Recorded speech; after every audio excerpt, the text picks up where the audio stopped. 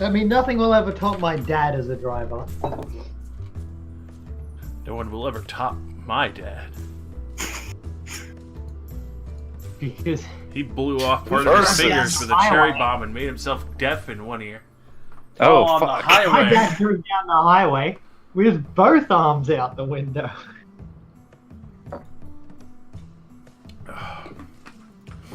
And then my friend, aka my uncle, who wasn't actually part of the family, just called him my uncle, was hanging his ass out the window taking a shit. Driving? Yep. Wow. Level 100 driving skill. Yeah, he's max ranked the driving skill. He has the trick riding talent from Warhammer Fantasy. The whole time while He can hanging, perform any task he wants while driving. while hanging his ass out the window, he was driving with a crowbar. Like, one hand on the wheel, other hand crowbar, pedals. Oh, and on that lovely note, after Norlorn had arrived and greeted you all, there was a bit of business that needed tending to in the midst of this, as well as after the meeting and discussing of what to do with the Empyrean as well as Garakis. There was a strange incident. It led to a very depressing scene where Chiron's brother Killian's body was stolen by the witch that had used him to make him into a phylactery. After chasing him down through the city, and Chiron swiftly bringing a poison dagger to him, the last words he heard was brother before finally leaving this world and Veldrin trying to seal the witch's soul away. In the attempt, it was completely null and void, as she just immediately returned to Chiron's body. After which, figuring this out with Garakis of what was going on, the party decided to agree and help Chiron end his life so that he could drag her to hell. After which, he spent a good time in hell as the rest of the party put him on the carpet with his brother and brought him back to the inn to Cordelia. And at that time, he saw Alyssa Wormwood and his brother being dragged through hell, his brother being transformed into a Lemare, and then meeting the very pit fiend that he had stolen the staff from, finding out that he was bought by him, about to shape him into the new staff, before, right at the last moment, being pulled back by Cordelia, back into his body and living again.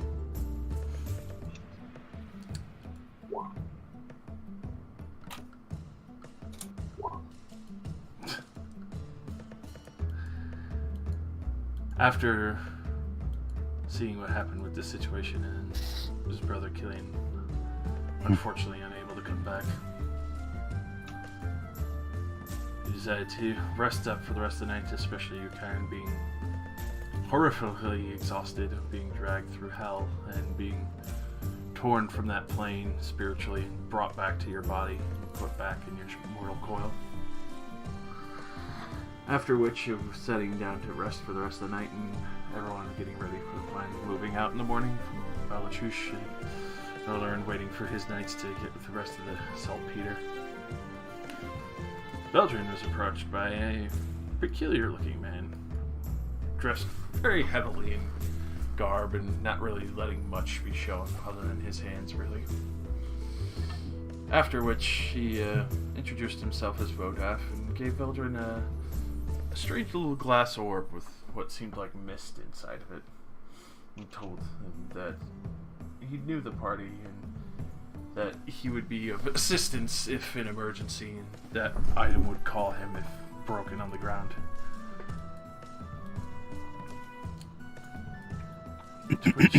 Twitch, after politely taking off his cowl and his hat just to have a more face-to-face conversation, explaining the situation that the party is not very trusting of him currently, and just wish to offer help in an emergency if need be, before promptly putting his own cowl and hat back on and letting Veldrin have a nice heavy drink after the situation at hand, and especially the task ahead of all of you, and heading out of the bar while you all sat down to recover.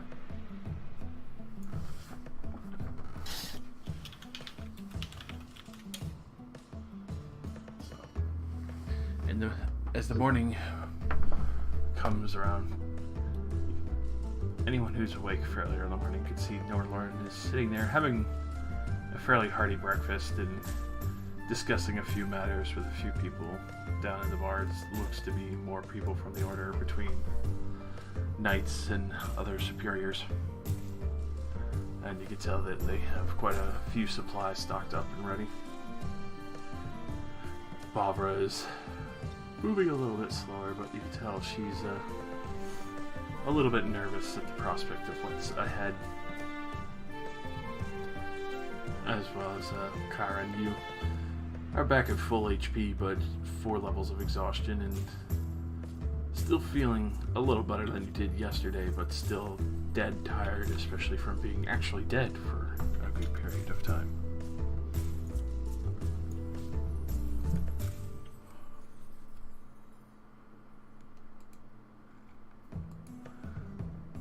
Doesn't he still take like cumulative -3 till his next 3 long rests? Mm-hmm. Being dead is no laughing matter. Mm-hmm.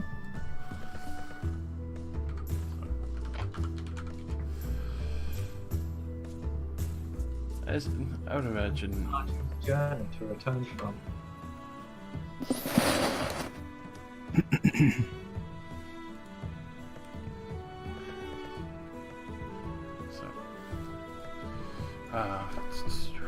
I would imagine Kyron would probably be last just from exhaustion.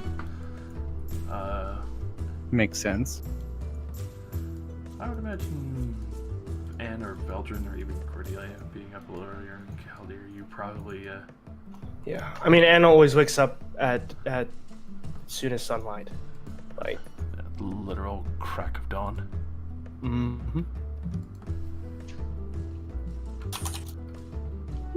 Veldrin probably like 30 minutes after that.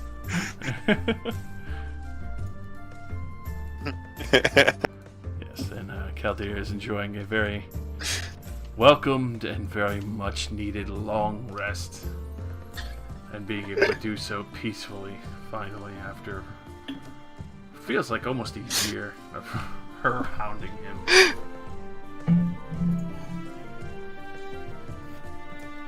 Wait, so we found out wait, you guys like killed her again? I mean, Kyron literally saw her soul being sold to bone devils and dragged further into hell.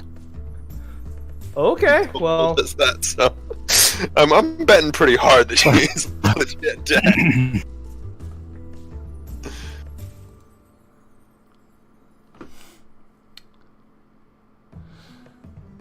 So,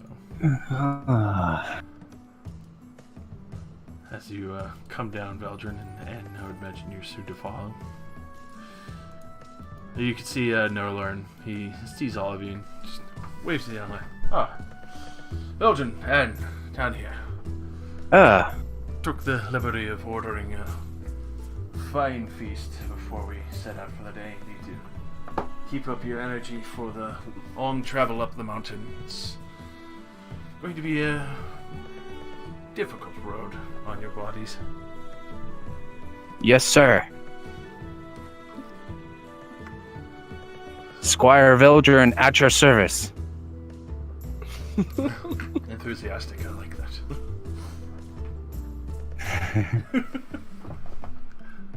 I will begin digging into the feast.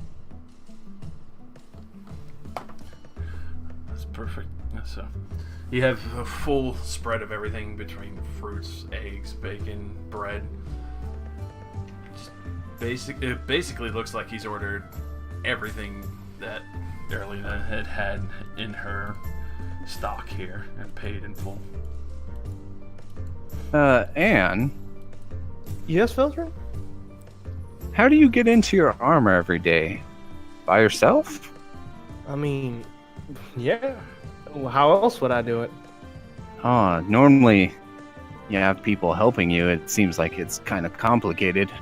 I mean, I specifically asked for something that's easier to put on, but I mean, it's not easy. But if you do it for years, you get used to it. You know what I mean? But I envy you. I mean, wearing a robe seems nice. Well, I do catch a good draft now and then. Would you like to Keeps catch me these cool. hands? Who said that? Looks very soft. Comfy. Oh, I am very sorry. I did not. No, he's not happy. Catch these hands, jeez. Sorry, I came back at the right opportunity to say it. He's there in spirit. And I'd say like this. Oh, sorry. Go ahead. I'd say at this point, like Anne's like looking at the feast, like she wants to partake, but she's kind of like hesitating. What's wrong, Anne? What? Oh, I don't know. Just a sneaking suspicion about something. Oh, is everything okay? Like, is the food poisoned, or No, as no. he's like has a bit of egg drip down his chin?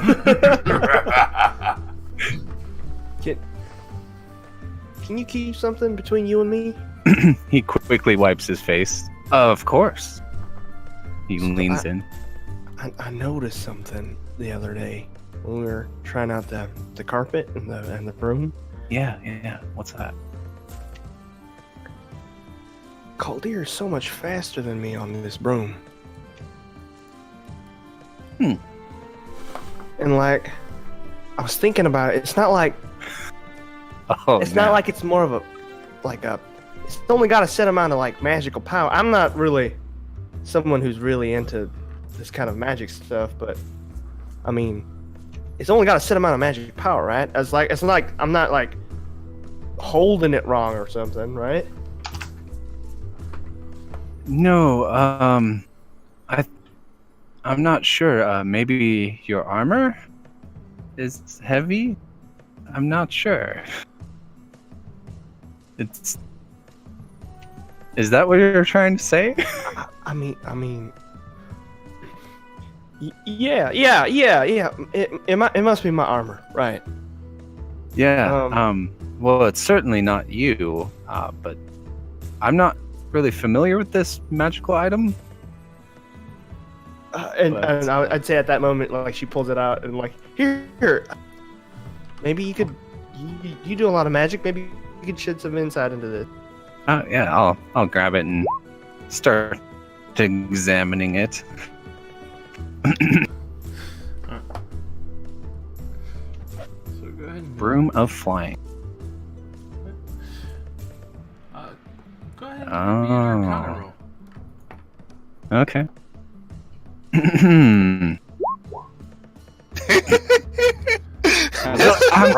I haven't had my coffee this morning, so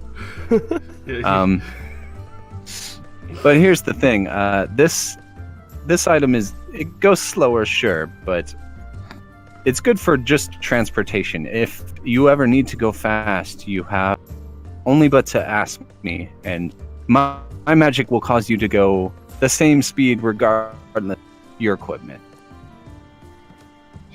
I appreciate that, Veldrin. I do. Thank you. You're very welcome. And with that, I guess if she'd dig in at that point, her worries all gone. Even the mightiest paladin I'm not fat. is human. Okay. No learn. Oh, what is it, Squire Veldrin? Thank you for referring to me by my title. Are you here these to other- shine my boots? What? Are you here to shine my boots? Who the fuck is saying that? No, just kidding. Are these other knights coming with us? I'm not sure of their rank. These other fellows? For them, they will be helping with the transport of the items required to the gates of our destination. After which, is it a large quantity? Sorry, go ahead. After which, they'll be guarding the entrance as we enter in to deal with the matter at hand, though they are not privy to the exact amount of information that the rest of the group is. Oh, good, good. We should keep that on the DL, as the kids say. I've heard of this. It's down low, right? Yes. But no, these are my personal guard, and I trust them with my life, and I don't see any reason not to at least have them along for the long road up to at least carry our baggage. After that, I'm sure they'll have a good time betting and gambling at the entrance, like I always catch them doing, but... Well, I applaud your brevity, sir. You are like a hot iron, smoothing out the wrinkles of this plan. Well, I do try. It's not good etiquette of a general to fall soft even after a time of peace.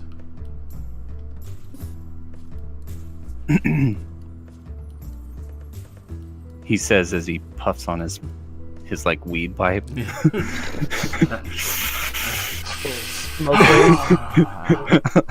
I'm just kidding. Excuse me a moment. I need to go attend to my morning rituals. Of course. The other way, do let them know. Don't want the brunch getting cold, no? All done. That doesn't blow up the end. Just trying not to kill everybody. Steps into an alleyway, house explodes. Well, I hope no one was living there. What happened down there? Oh, jeez. Yeah, it's weird. Everywhere I live, the insurance rates go up. It's kind of a strange thing. Must be because you're a drow. Yes.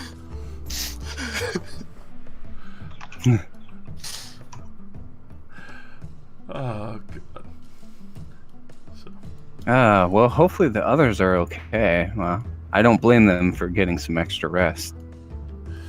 That's going to be a long trek. I don't blame them for sleeping in a little bit after the week that they informed me about. And after the loss of a comrade, I'm not very surprised that they might be taking a little time to mourn. I still don't understand what happened to him. I mean, I felt the power of my god pull him. He should have came back, but there was nothing in his body. It didn't make any sense. Which one were you talking about? Killian? Yeah. The way I understand it, there seems to be beings where he was sent to that had a hold of his soul.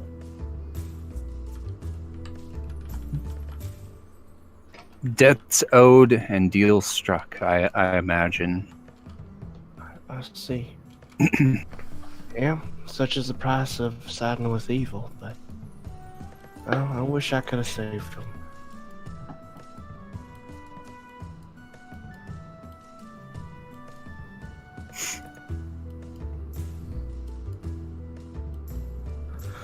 I shall awaken because... Anyway!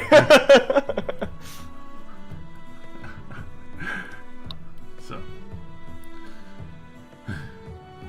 Calder, you'd be coming out at the same time as this conversation's going down. Just the Bavra down below waves up to you. Is she still... Squint a little bit, still tired. Wave. Is Miss Wiggles her finger still asleep up there? Maybe. The hell's a wheelchair? Knock, knock, knock. Cordelia, you awake? Yes. Yes. She is now. Something important happening? No, it's just breakfast. The most important meal. But what about steak and breakfast? Oh, don't worry, we're already in brunch. That's what we have that bag of food production for, second breakfast. I mean, hey, that actually be a fun item to give you later. You have to make a charisma check against the bag.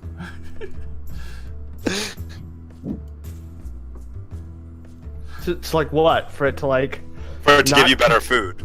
Oh, I was like, for it to like not make me want to eat endlessly out of it or something? Like, No, like it produces like a really good meal, but like the better you roll, like if you don't roll at all, like you roll like below like a 15, you get just like trash food that just fills you up but it's flavorless. Oh shit, that sounds awesome.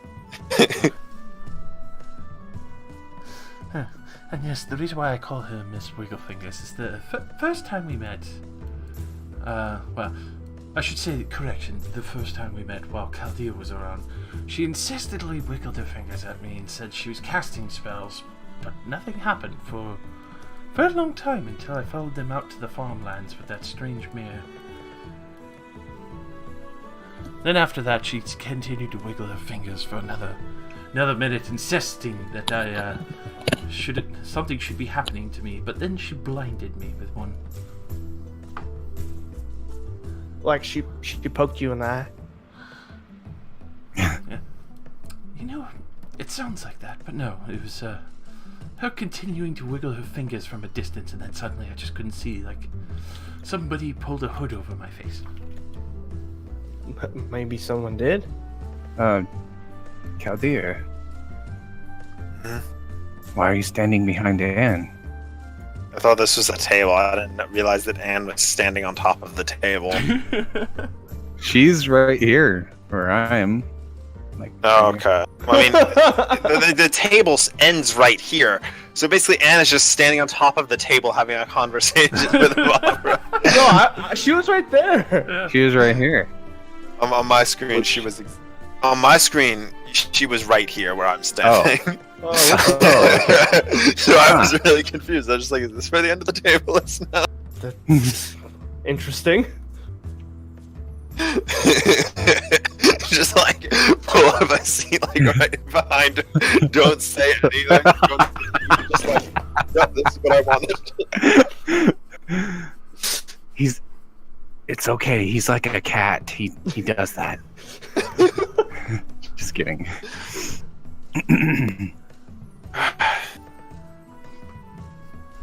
Oh, you're here early, Nolan. Well, I always rise quite early, and I figured it would be nice to have a good meal before setting out on the roads of the mountain. How far are we going? Bless you. Thank you. Blessings upon you. Well, unfortunately, we have to walk on foot because the mountains themselves are a little too dicey for coaches and wagons. I have a question. Yes? Would Chiron's chain casting of a dimension door help us in the mountains? I would imagine that would be extremely handy, but don't want to No, overwork check- Delvan. Well, What? What did you say? I was Kat? just saying, like, by the rules, like, you can only take like, one other person with you. Oh, okay. Sorry, my bad. You can only bring one other willing creature with you. Never mind. I mean, it'd be really effing awkward to, like, teleport a bunch of people holding on to them. Yeah, 500 that's- feet. That's Gate. That's the one you're looking for. That's gay. Teleporting army. it's great! It's Gate. Ha! Gate? Well, So- nonetheless, if we did have that, we would definitely take high advantage of it, but unfortunately it's not very openly at our hands, and especially with someone with that much power.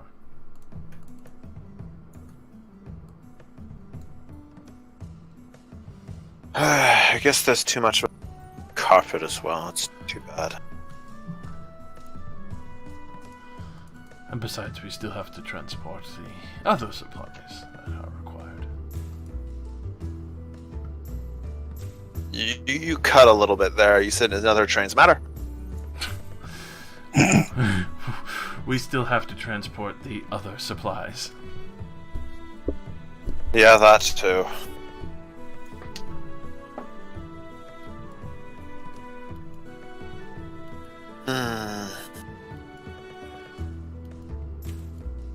Oh, wow, yeah, I guess, we do need to carry 140 pounds of saltpeter up the mountain. I guess I could just make some room in my bag. Maybe we could fit most of it in there so we aren't carrying a giant barrel.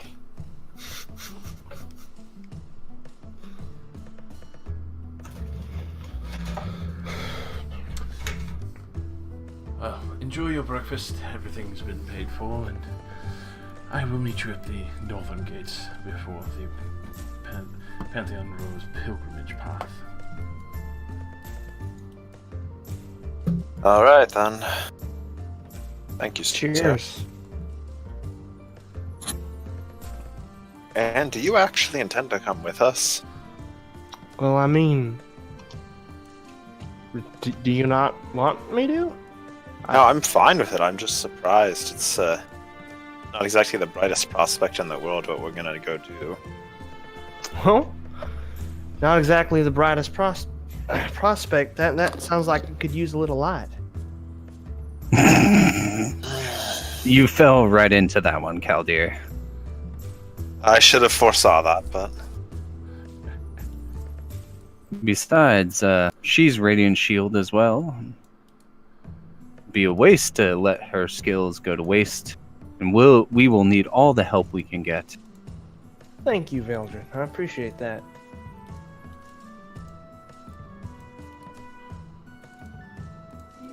I'm sure there'll be a... I'm sure I could have a talk with some of the higher-ups to raise up your title a little bit. No. It's okay. I quite like being a squire. Less expectations and whatnot. That's interesting. Yeah, to But each their thank own. you for the gesture. It's very kind. I mean, it's the least I could do. We should probably go get Kyron up and perform the burial service for Killian if we're going to be leaving. Right. I mean, isn't he gonna need a little longer to rest too, though? He can rest on the carpet. Fair enough.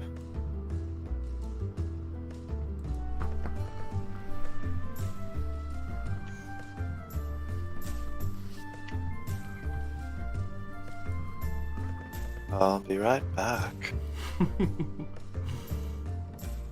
How do you pronounce the bartender's name? Erlina? Oh, the innkeeper? Yeah, Erlina. Her daughter tends to the bar, which is Honoré. But she's the one we've been kind of interacting with a whole bunch. Yeah. Yeah, she's the one that got really angry when we broke the window and the door. I wanted to say, my goodbyes to you. You've been a very warm host. I can definitely say it's been interesting having you here, but a welcome one, even though some havoc was wreaked the last few nights, aside from the poor tiefling losing Well. obviously a good sibling. What's life without a little spice? Do you remember the concert that we threw? That was epic. Truly was. You're more than welcome to come back and perform again. Well, you return from wherever you're intending to go. I'm sure. Yes, we will try to stop back by on our return trip, and I'm sure many tales have been spun about our activities here.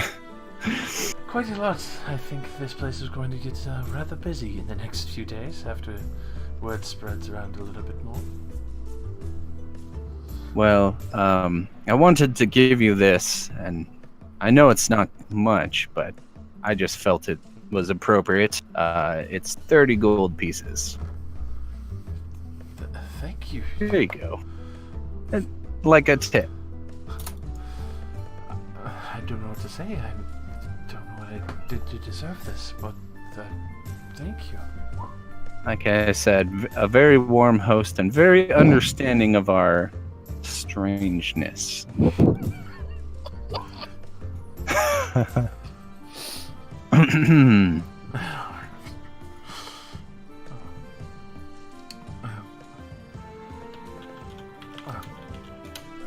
Please be safe on your journeys and do come back very soon. I look forward to hearing Thank you. about your endeavors. Thank you. And he'll give her a bow as he leaves. Well, he's just gonna wait outside for everyone, but he'll leave the inn. The KK Get Caldeer invested with that. Then we become the KKK Mart.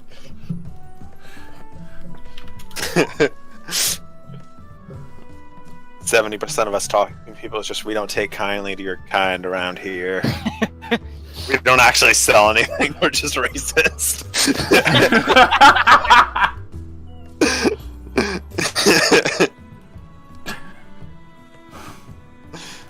Herbs 50% off.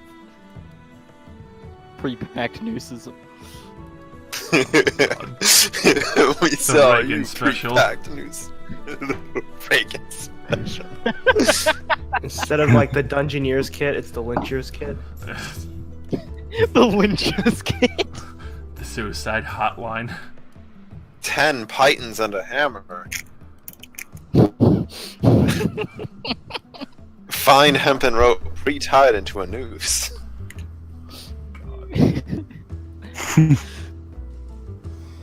Find a high enough place and anchor a python and jump off for your death.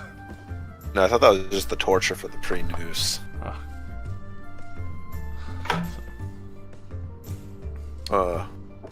Kyron? Yes. There's no real easy way to say this, but we need to leave today. And you know, we have some things we have to take care of, Kyron. Have I rested like at all Yeah, since being resurrected? you got an exhaustion point back. You at full health again, but you're still feeling like shit. And you can even see Neftari's is like, you really shouldn't go. If you need to stay, that's probably, I mean, for the best. You can just take the carpet when we're going up the mountain until you feel better. I will bury my brother, and then I will come along. That's what I was rousing you for. And gives like an awkward like, what the heck kind of look to Caldeer. Huh? I mean, the man just lost his brother. You couldn't be a little gentler on him. I mean, I've seen a lot of people die, Anne. I A mean, lot of people. so have I. But it's no excuse to.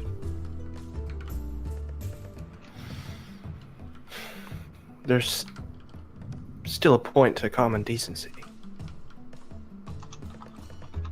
I suppose you're right. I still have 3 points of exhaustion, right? Yeah, you should. Yeah, you. Yep. You just see a very concerned look on Neftari. What about us? I will return, but I need to finish the job that I was instructed to do first. She just holds your face just very, very closely. You promise me you're not going to come back a corpse. I promise.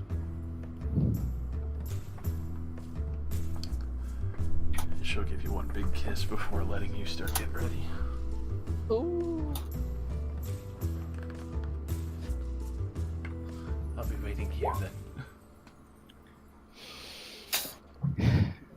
I will see you soon. Gets out of bed. Yeah.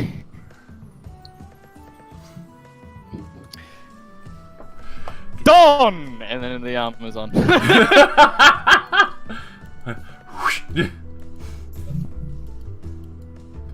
Okay.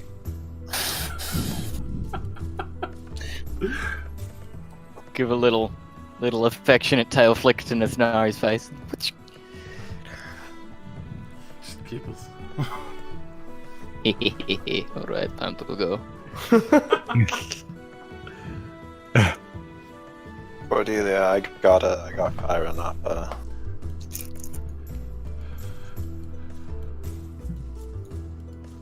You all ready in that? Are you decent? Barges into the room. What do I see? What do I see? I roll Make a perception. spot check as the sword splits your skull.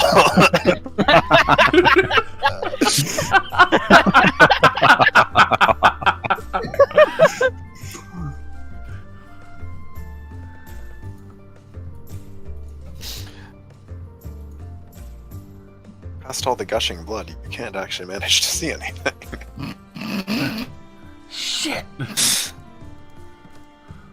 Make out a faint noise as if they're saying, "Get out of my room, Mom! I'm playing Minecraft!"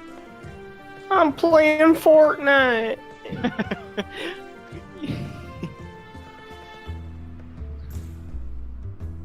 Cordelia? She's dead. I'm here.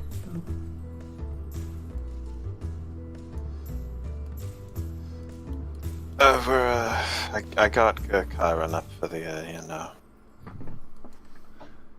Yeah. Yeah, we've got quite the journey.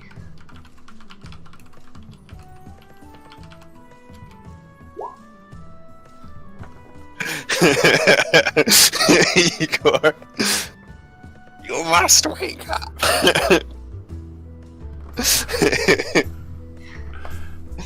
If I can wake up and I'm half dead, you should be able to wake up just fine.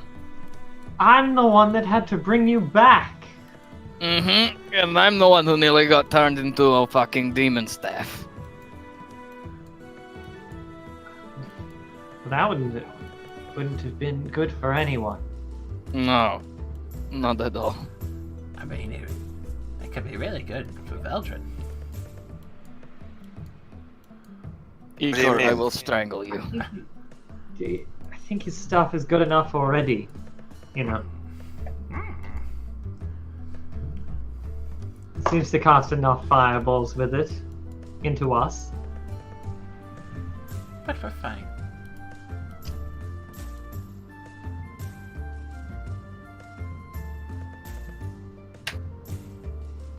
Alright, just let's put him on the carpet. He abruptly steals your pillow and runs away with it. It's the inn's pillow, though.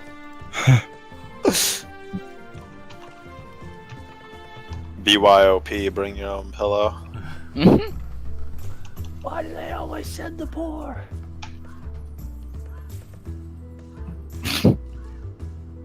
BYOB.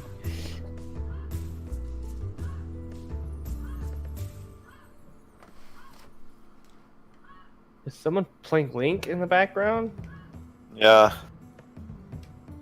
And as Link in Legend of Zelda? Some fucking whack job screaming in the fucking street near my house. Is he like breaking pots and cutting down grass? Because he might be the hero of time. Yeah, honestly, it took me a hot minute because I saw mine lighting up. I was like, what the fuck is that noise? What? Yeah. What? Doya! Can someone please make a D&D character that is just Link, and that's the only way he communicates? Is this Yeah! Huh? Wish He just we screams. collected. I don't know. Walk into a pot store and he has a fucking stroke. Yeah, I have no idea what the fuck that was. Yeah, that was weird. That's not something you hear every day. No, it's not. It's fucking bewildering. I hope you don't have much pottery on your porch. Thankfully, no. Just really Consider heavy. it gone. Oh my fucking god! I made that myself. I don't Like, get my it. my What is reaction with the eyes is literally Kyron. He just looks at it. Just, oh no. Oh no. Oh no. So, I'd imagine you all go out to Barry and Killian. Yep.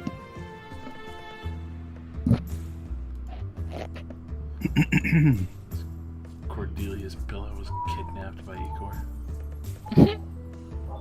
That's not my pillow anyway.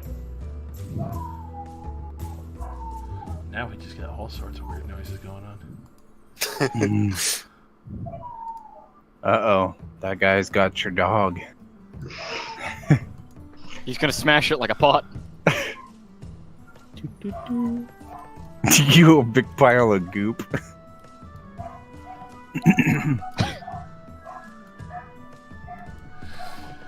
So, any particular place you would prefer to bury him? Well, he likes war and battling and shit, so I guess an old battlefield is pretty respectful for him. Kyron, if you wish, I could help you cremate him, and maybe we could spread his ashes somewhere. You understand how hard it is to burn a tiefling, right? Yes. The, I mean, yes, of course I understand that. no. I could make him into a statue. No. Ah.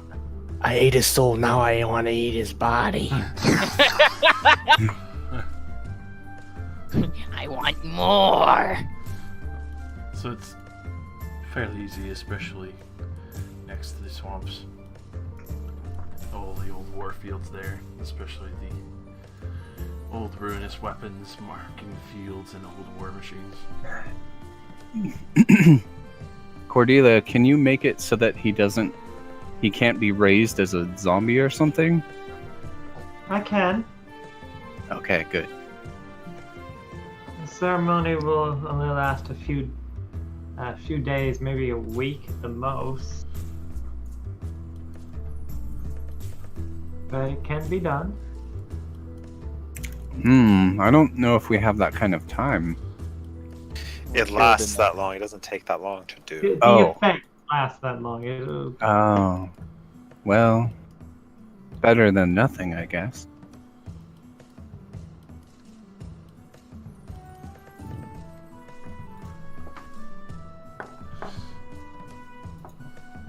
So, you easily find a location more respectful of Killian's demeanor and lay him to rest in the earth in the open war fields in this swamp.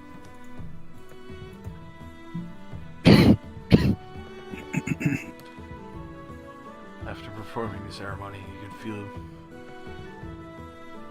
a very relaxing amount of peace in the area, even though it's a very depressing state of the situation.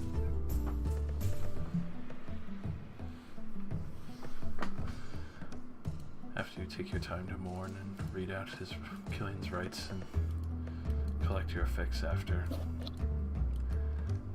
head to the north gates, and you can see Norlern is awaiting there with his personal guard.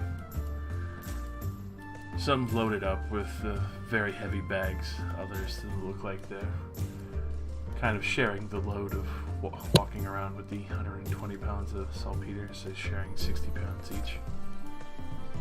And we'll go up to one of the folks carrying a bag and offer her assistance.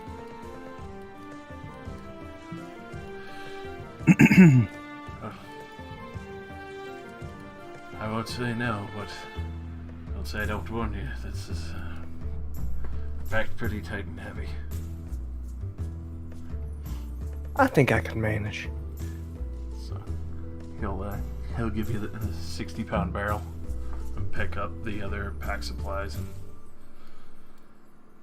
divvy them up a little more evenly, so they're carrying a good amount of weight distributed amongst each other. You can see Norlern nodding approvingly. Well, no time like the present. I'm glad to see all of you accompanying. I'll lead the way. As he starts heading up the roads, you can see the other knights in their full armor, looking pretty dreaded towards the future destination of trekking up this mountain.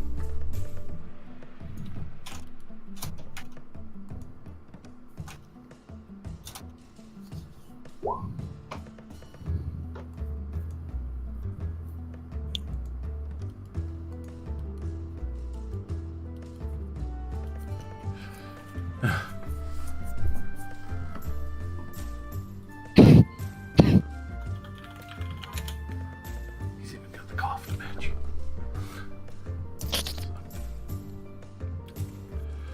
You can see traveling up this mountainside, especially with the absolute Norlern has 4 Goblin Slayer bodyguards.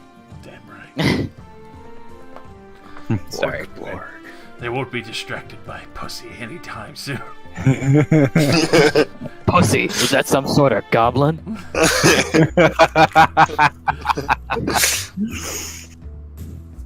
Hey. Why does this look like we're gonna be ambushed? Why does this single Well, road are you suggesting that because there's a new map being shown to us that's only for travel that we're gonna get ambushed? No, I mean this That's a mighty winding, unfavorable of you. this winding road, the single winding road with a bunch of hills. I like all the different footpaths. Oh, yeah. Like the way that ledge on our left kind of just is there. There's like stone steps. Just overlooking you, ready to ambush you. Convenient.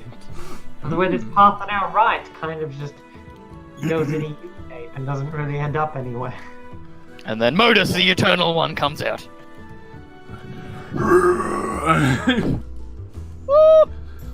The dragon turtle moves the mountain. It is the mountain. You're fucked. You're fucked. Dora McDonald's. So, while trekking up the trail, you can start to see the city of Balachush in the distance growing smaller and smaller. Finally fading a little out of sight on the tree line before coming back into vision once more as you start going up the side of the mountain more so. The absolute magnitude of this mountain seems almost daunting, especially on the 2-week trek that Norlern had mentioned of having to walk uphill.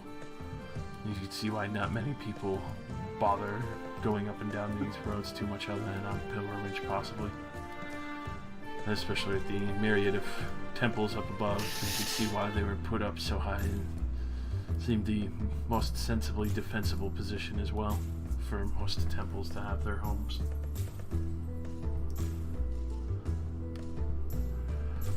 As Norlern keeps leading the way, he maintains almost a strange sense of purpose, as even he himself is carrying a rather heavily loaded bag himself. Insists on keeping the front march himself. The other 4 knights, on occasion, you do hear them kind of laughing and joking with each other on occasion, some talking about gambling, others that have been discussing the favorite ale that the Dragonborn made that they were enjoying there in Balachush before they had to leave. Another one mentions that there's a strange eatery with a Goliath, but the food was excellent.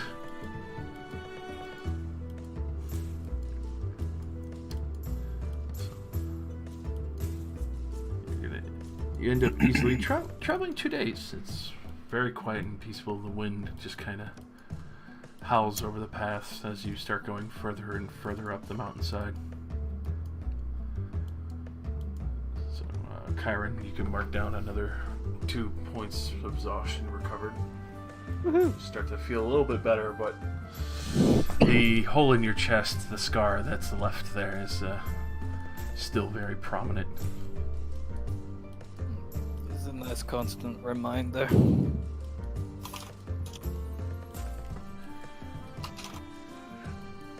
As you're traveling up the roadways,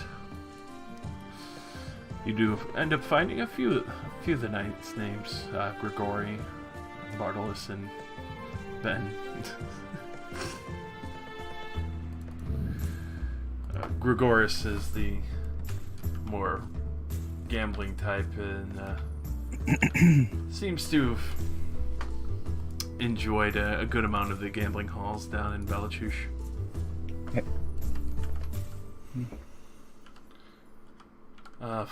Bartolus himself is the one who was enjoying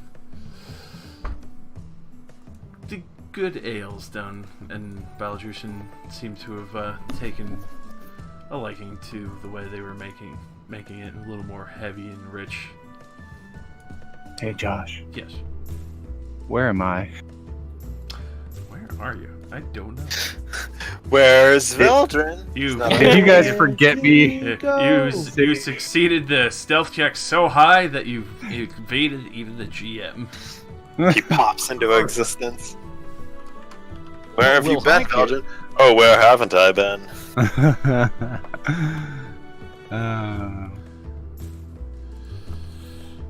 There I am. He's alive.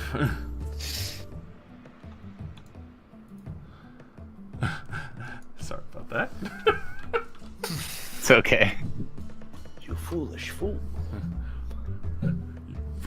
You fool. Tomfoolery. And Ben is the one who was traveling to the different eateries and mentioned that you're fairly sure it was Vamba Hog's one that he was talking about. Yeah, we could deduce that. It's a very particular eatery. Right? I mean, you know, and I think he's like the only Goliath I've ever met, so... The only Goliath cook. Yeah, I don't think we've met another Goliath. So far, not yet. You've not traveled into the mountainous regions too much. Well, we're in a mountain right now. We have a chance to be ambushed by some Goliaths and expand our cultural perspectives. You're going to give us all your food, all your money, and you're going to run back to town naked. What if the bag makes infinite food, though? Do I just keep going? I need your boots, your bag, and your motorcycle carpet. Motorcycle carpet. I need your boots of flying, your flying carpet, and your sword. Medieval Terminator. So, after quite a few days of traveling, and it's about midday after moving on, you see a very colorful, large man ahead of you, dressed very brightly but simplistically. As you come to approach, you can hear him call out, and it's very unusual. Ho there! I'm here to collect taxes for this road.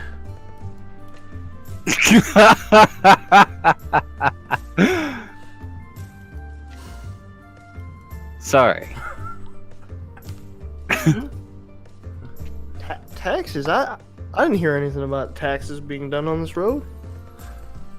You just see Norlorn like aggravated. Like, there's not supposed to be any taxes. This is a pilgrim's road. The poor travel it, and those with faith travel it freely.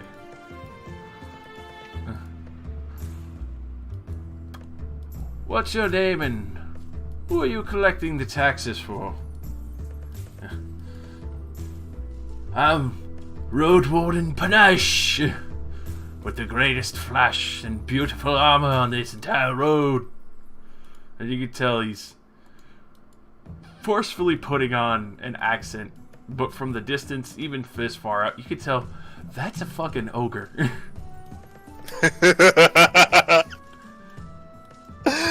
Oh, that's great. Hey, do ogres count as monsters? Roll me an.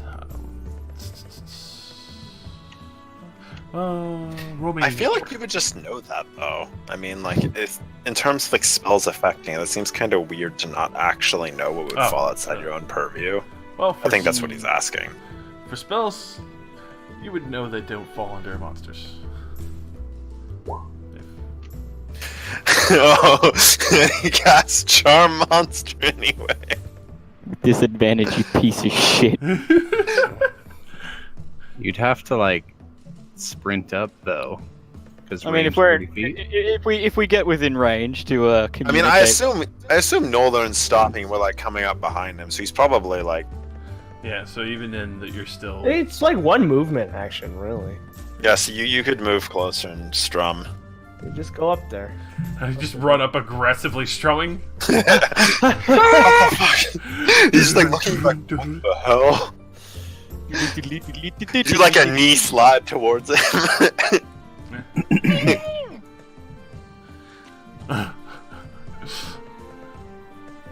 So.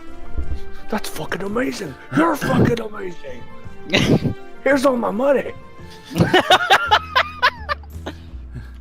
You do this, and Panache just kind of goes like straight-faced and monotone as he stands there, like drooling.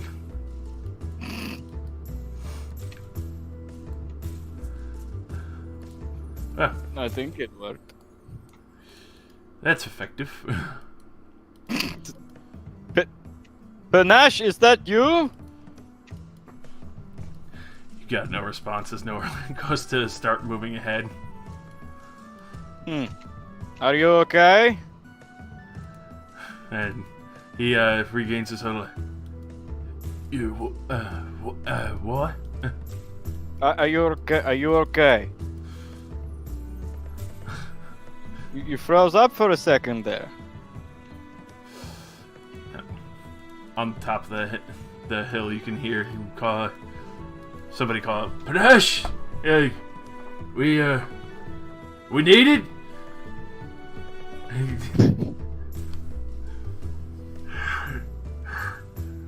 Panache is like looking at it. Who are you again? Well, we're traveling this road. You were going to let us pass. You kind of blanked out there for a minute. Are you all right? You can see he's like rubbing his chin, like trying to think really hard on it.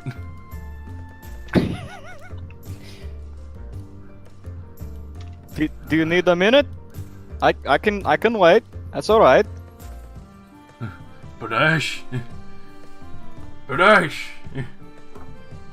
Who's that tiny red thing with you? It's me, Kyron. Yeah, it's a Kyron. That'll do. And they're both just kind of looking at each other like, all right. What's a Kyron? It's a me. Amadi. I am Macario. I'm a Macario. You made me say I'm Macario, you son of a bitch. I'm Macario. It's me. I'm Kyron.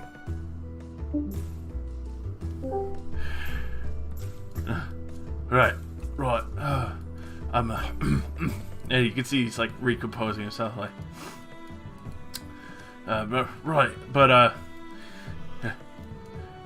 And you can see he's like trying to rethink. He's like, I was letting you pass, but your friends need to pay taxes. Aw.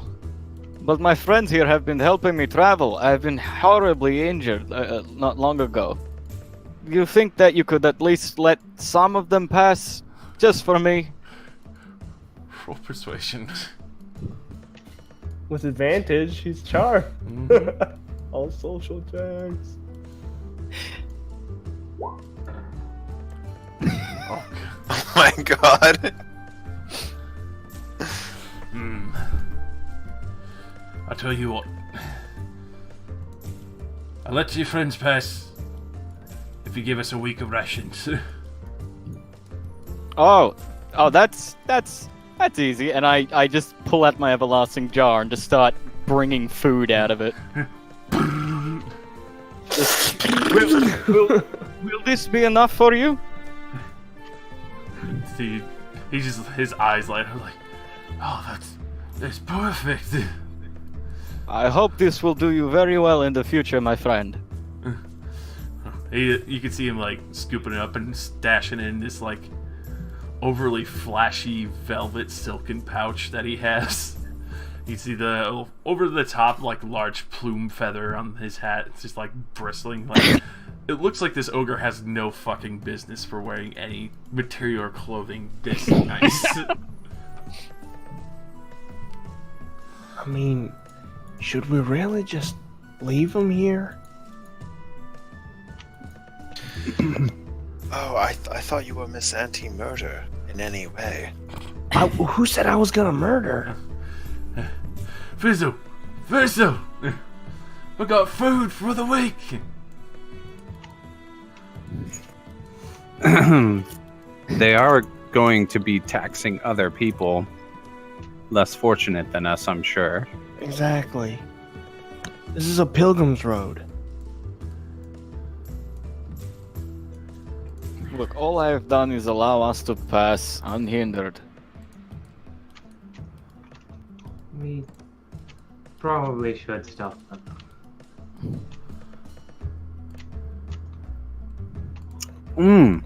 Kyron, could you do like a little wave of your hand and convince him to go home and rethink his life? I mean, good point. Let me check.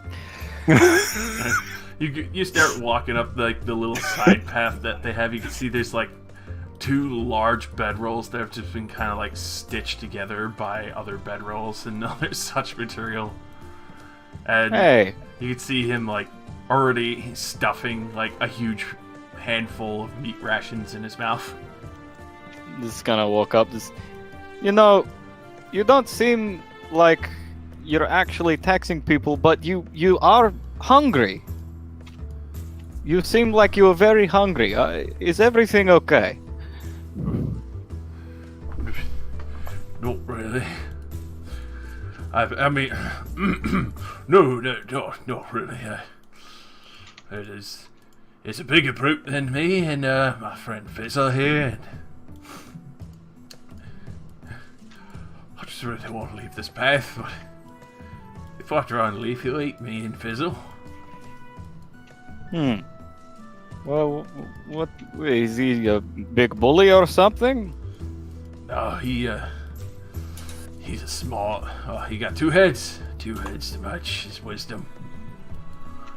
He's a big hulking brute. He's a big old Enton. He's marching around in armor on these roads and forcing me and Fizzle to pay tribute. But if we try to leave, he'll crush us and eat us like the others. Well, is he up ahead? He's off the path a bit, out of the way, so other people have come looking for us and try to kill some of the other boys. Yeah. Do you think if we were to keep going forward that we would run into him? No, probably not. He's smart enough not to take on big groups by himself. That's why he has us to try and thin him out, and when he feels there might be enough, he'll come bearing down and eat them raw. I tell you what, if I can give you more food, would you guys be able to set out? This does not seem like the life that you wish to be living. And we can most likely take care of your two-headed friend if he so much as shows his faces. You see him and Fizzle kind of just stare at you, and then are trying to think about it really hard. You can tell these guys are very fucking dumb. Even though Panache seems very eccentric for an ogre, very strange. Are we near him as he's talking to them? I would imagine you are. That probably not too far, because the alcove that they're in is not very far. It's just off the beaten path enough where it would be out of sight and you would pass by without even seeing it. But you could clearly hear all of this. And as Panache kind of takes in all this,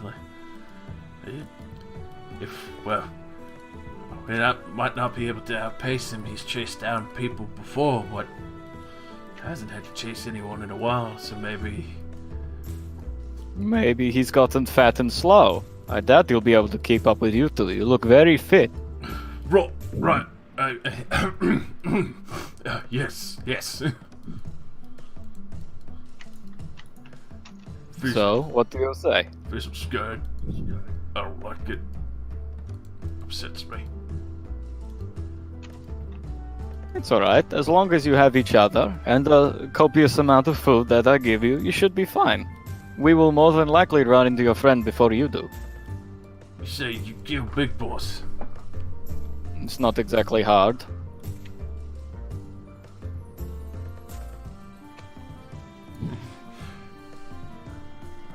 Alright.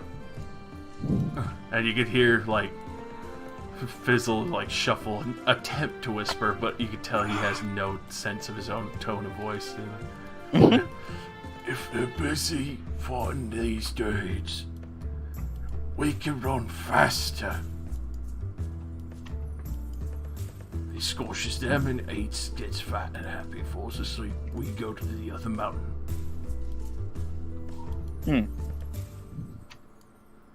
Say goodbye. Is he suggesting I feed them the guards that we have with us, or something like that? You clearly could tell that he thinks you're all gonna get fucking splattered.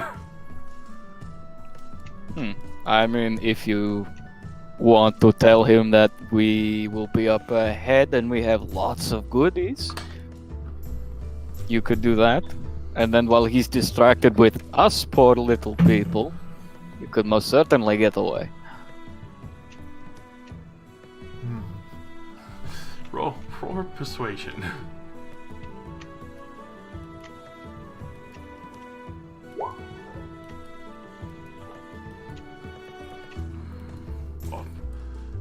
I like it.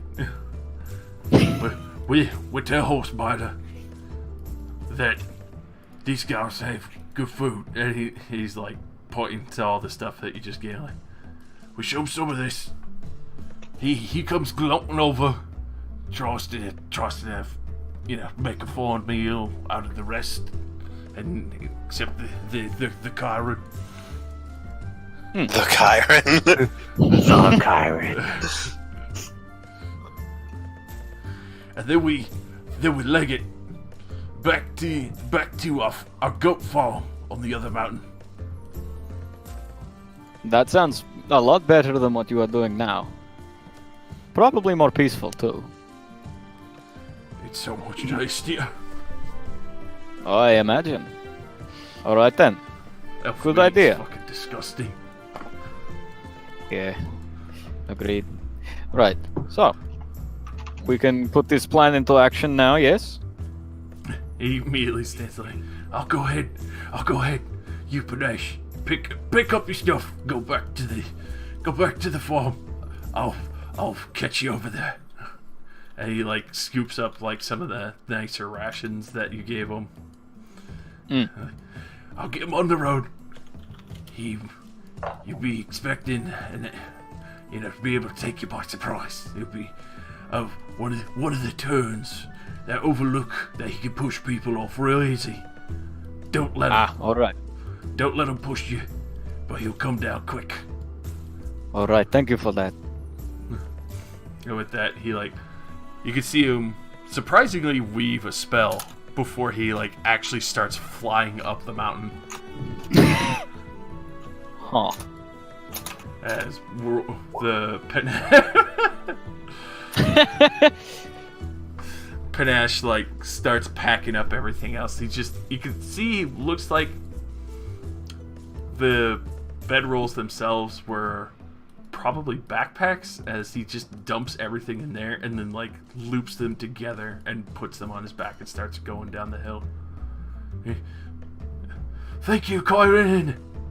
Oh, sorry, the Kyron. No problem. And you can see the other knights and everyone else is really confused as he hustles past the rest of you. The little plume on his hat bouncing behind him. Come back to and explain to the group that there is a much bigger threat and these guys will no longer haunt this pass. Well, good work. You did not want violence, and I am in no condition to really be fighting. And, however, we will have to fight a two-headed ogre, or whatever it is, up ahead, so be careful. I'm sure he is very dumb, so it won't be hard to charm him or literally anything else. Just be careful. Apparently there's a pass up ahead where he can very easily push us off a cliff. Let's try to avoid that. Fair enough. I'm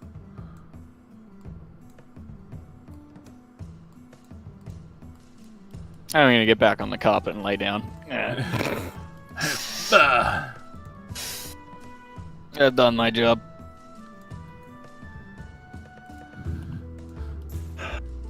Cool breezy. Alright. So, moving up ahead, especially seeing the direction that Fizzle was going. You start to make out the path ahead. You start to see some of the cliffs and overhangs that get close. You do realize there's a very steep hill at one point, and a point where it starts to break off into a full drop off. This must be the point. Let's all keep an eye out. I'm going to... Okay. Nothing.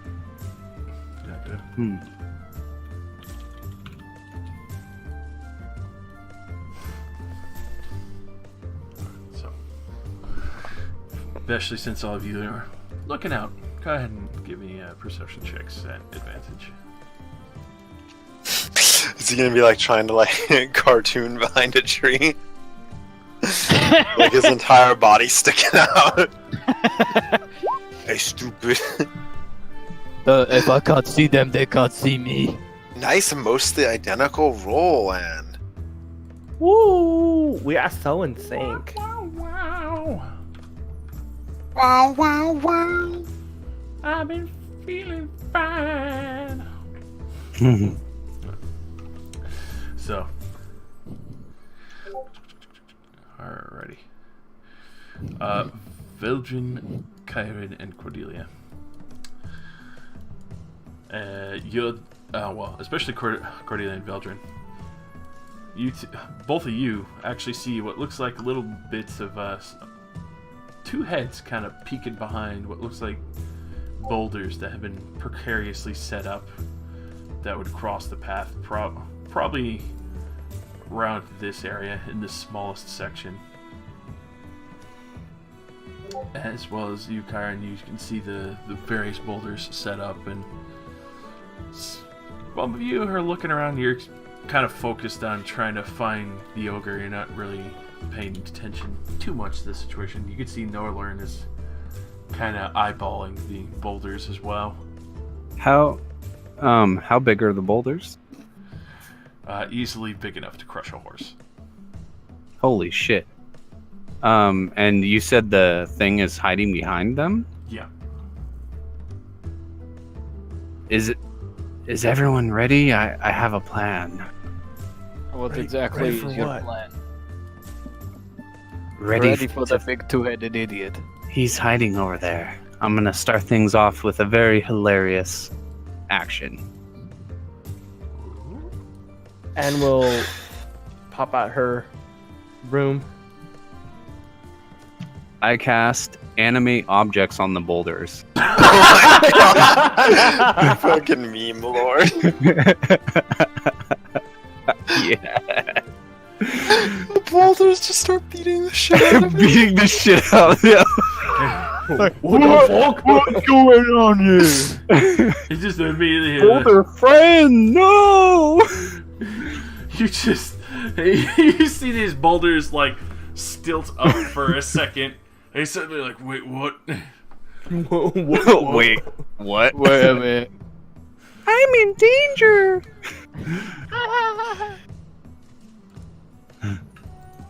Not my best work.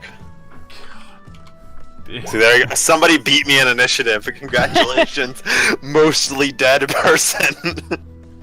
Thank you. Oh wait, because it was a couple more days, am I still suffering from exhaustion points? Just one. Yeah, Just you one? only have one left. Yep. So no disadvantage on attack rolls, or is it? What is it? Disadvantage on ability checks. Yeah, skills. I was gonna say, coming back from the dead, don't forget you've got just a flat penalty to shit. That's You have a flat -1 to everything still until the next long rest. All right. because coming that back from the not dead shit? is not exactly easy shit. No, it is not. Well, especially because you got like the heavy duty brand. You basically took like the maximum strength antibiotic instead of, some light shit.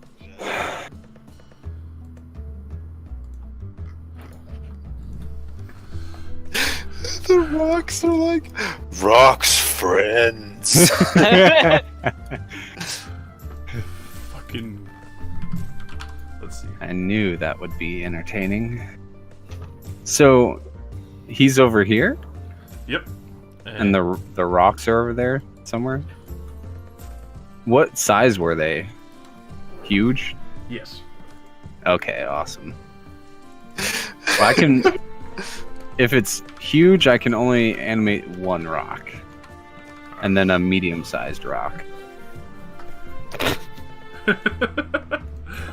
Incredible. One of the smaller rock climbs on top of the bigger rock and is like, get him! Huge rock. Yeah, animates himself. The rock itself desires vengeance.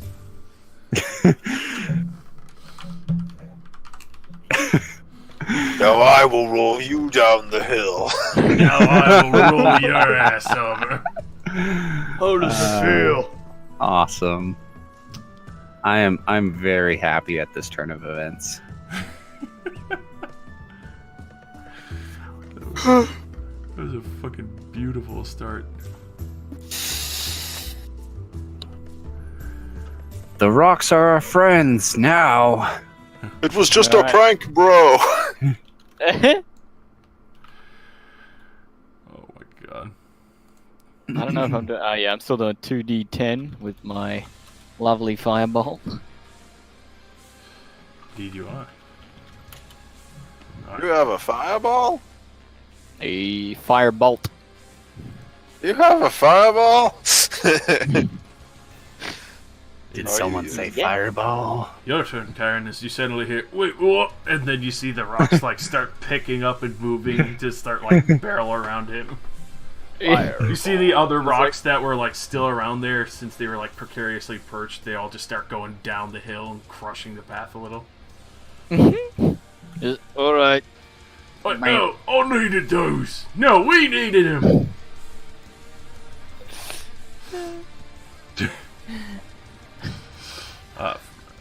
Verse see, that will not hit as he like sees you Yep. casting this little piff to fire, and he raises up a shield and it has a whole horse on it, and the skeleton just shatters across the bolt a little. Alright, well, Kaldir, you can do it. Bardic Inspiration. Jeez. Coughs up a little blood. Spits on hand. Spit comes out as blood. Kaldir. Alright, time to shoot this, Etten boy. Shot one.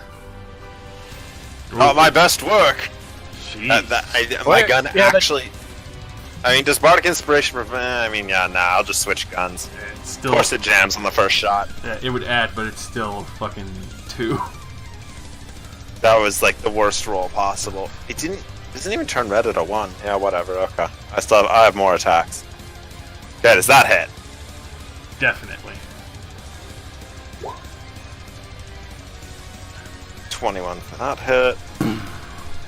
I'm action surging, so you know, we might as well sit on down. As 18? Yep, that will hit. As you fire the first shot, you can see as it goes through his tougher hide. He seems resistant. His leathery skin seems almost weather beaten and hardened after so much time up here. Well, his weather-beaten skin can have some more lead. God damn it. That is just some awful roll. Okay, I'll Bardic Inspiration that one. It's a D10. Okay.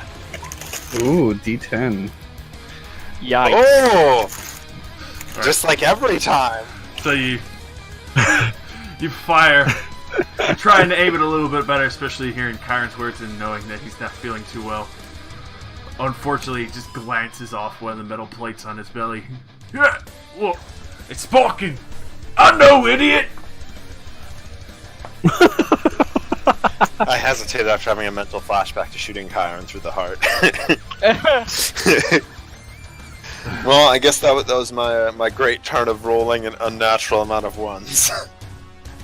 Yeah. This boy. Bird roll! Get down! You're supposed to be rolling for me! Just gonna swing twice on the fucking boulder. The big one. Yep. Okay. Supposed to be rolling for me. He's trying like aggressive diplomacy on his own boulder. What? It's just mutiny after all I did for you. Smacks I it. rolled you in the place. Smacks it with a 23 for the first hit. It has an AC of 10. Alright, so yeah, he's gonna just start. It's literally the broadside of a barn. I buy meals on you. It has 80 HP. Damn. It is I a don't know rock. if you want to give it a HP bar or I something. want a I rock. do. Holy fuck! Jesus Ecor? Christ. Ecor's a 10th level sorcerer? Just kidding. That's a lot of damage. Ecor reveals his power level. So, you see this giant. It's so many sixes. What the fuck? Just Mm-hmm. one attack, everything. And straight into the rock. You start seeing huge chunks flying off of this thing as he's literally smashing it in frustration. Oh, that looks painful. Well, I suppose I must do my job. Josh, how high is the dude? Like on a ledge, super high up, or is he 30 feet. walk up to him? Oh, he's 30 feet up. Yep, he's standing on top of the cliff. And if you wait a second, I can make you fly to get up to him easier. I know that broom's not very fast. Slowly hovering towards an Eden on like a rickety wooden broom. Oh no, like on a shitty broom. That, in fact, is the broom from the first arc of this campaign. I remember. It's come a long way. Thank you, Mildred. That'll do mighty nicely. So Yes. You'll hold your turn. Yep. Riverdoom's guards, they all line up and just take a knee, and you just see Riverdoom like, take aim, men. Fire at will. As they all have their heavy crossbows. Nice.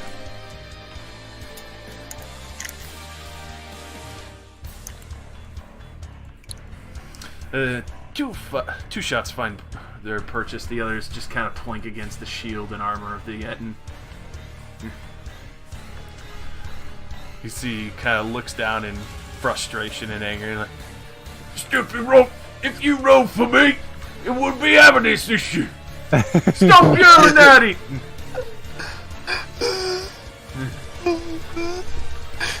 Maybe if you're nice, it'll work for you again. The rocks are in rebellion. They're on strike. Alright, Cordelia.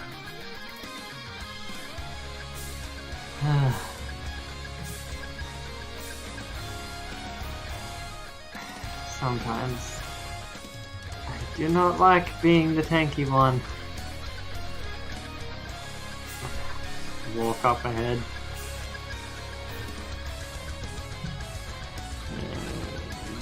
And then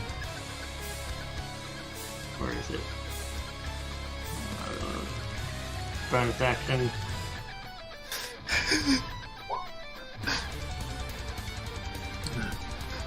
The like piddly sword appears next to him. That'll hit.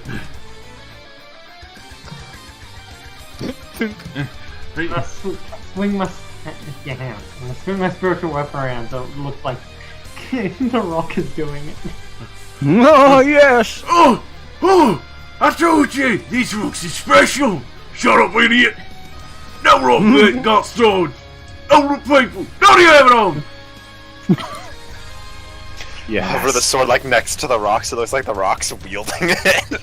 Mm-hmm. That's awesome. And you know, now main action Toll the Dead. Main action what? Hold the dead. Toll the Dead? Toll the Dead. Oh, Cole? There we go. Toll. Toll, like a bell toll. Oh, That's Toll supposed the to be Dead. I don't know why I changed back to strength. I guess I haven't fixed that one in a very long time. Sometimes this stuff just resets. And he I fails haven't horribly. fixed for it. I'm pretty sure it's Wiz. I know it's was yes, he fails horribly. And you can see like one head takes the full brunt of that damage. Headache! Oh, stop you whining. We took out that tooth weeks ago.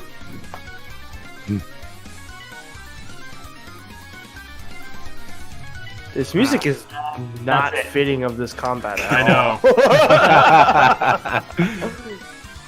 It's like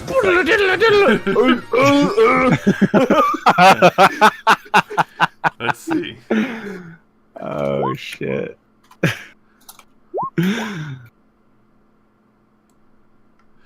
I'm not even sure.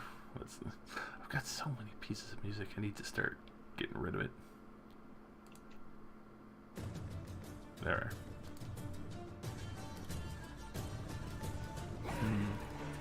Oh, this is fucking Witcher. It took me a second. Yep. Yeah, I knew it immediately. Alright. I was like, I heard this a lot. Give me a second. Of course. So. Norlern's actually gonna pull out a short bow. He's gonna try and take a shot at it. Sure. Short bow. That's a halfling weapon. You could use a real bow, you know. As he fires it, you can tell he's not very well versed in bows. As the plinks off the armor. Dab. Size does matter. Belgium. For my first act, For my first I turn. will point my wand of wonder at him and roll some dice. Dun, dun, dun, dun. Some dogs. Die. Fuck. They're back! A Butterflies! cloud of 600 oversized butterflies fills a 30-foot radius around the Wow. target. Just. Centered Oh! There's too many colors! In my mouth! Giant bubble of I can butterflies. feel them in my ears! They're swooping down! Run away. and I will move and quicken cast fly on Anne. And then my rocks go. Attack. Rock you like a hurricane. I just love the fact that the butterflies came back for a second round. Butterflies, the second coming. Yeah, it's like literally, he just points at there's like rocks attacking him, suddenly just color. The rocks attempt to bite back. That's Big Daddy and Little Daddy. The 24 will hit. Okay. Rock! Use people's elbow! Evil's elbow. Is the rock a communist? No, he's talking about the rock. Wrestling. Your elbow belongs to Oh, the okay. state. So yeah, it's just a my toe! You bastard!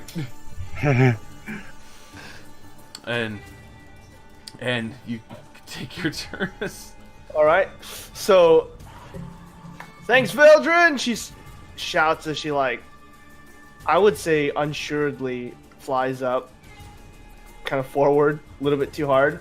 Gonna cast Thunderous Smite. Probably won't work, but here we go. First attack. Hammer time. Need that follow up. As you go to Alright. swing and you crush into the horse on the shield. Okay. There's a horse on it? Holy shit. Yep. See, I told you you need that second follow up. Yep. So it's on the backswing. So she charges forward, smashes into him, and then that's another 2d6 of thunderous damage. If you could please have him roll a strength saving throw. DC 16. He'll probably make it, but let's see. So, what does heavily obscured mean? Because that whole area is heavily obscured. Oh shit. Means like ranged attacks have disadvantage, right? Yeah. Okay, so just range. Is that different than cover? Full cover would basically mean you just can't shoot them at all. The half cover would be like the disadvantage as well. So because I have a sharpshooter, that would mean that I can go around that. Pretty much. Okay. And Double check. he fails immediately. As they're like completely lost in the confusion of all this going on. Yet again, something we meet on the road is besieged by a set of sensory effects they've never come into contact Okay, with. so a creature in heavily obscured area suffers from the blinded condition. A heavily obscured area doesn't blind you, but you're effectively blinded when you're trying to see something obscured by it. Attack rolls against the creature have advantage, and the creature's attack rolls have advantage. So everyone has advantage. So you should re-roll that first one. Right? No, the advantage and disadvantage cancel out. Yeah. Yeah, I think that advantage is also pending that you have some other way to see them. Oh. And with butterflies, Okay. there's not really much unless you have some kind of butterfly vision from the Feywild. So Exactly. Can imagine like everybody's in a cloud of smoke and they're all trying to stab each other and none of them have like blind sight. You're all equally disadvantaged by the fact that you can't see in the smoke. yeah. No, that makes sense. Yeah. Yeah. Okay. So everyone's just rolling normally then. Yeah. You can't see what you're trying to not get hit by, but neither can they. Like, yeah, those mechanics are basically pending stuff like my blind sight feature, the rogue's blind sight feature, and like the warlock's ability to see through magical darkness are the kind of things that generally applies to. Interesting. Alrighty. So you just immediately crush into one of the other heads. Hold the shield from me, stupid! No, you're stupid! Fuck off!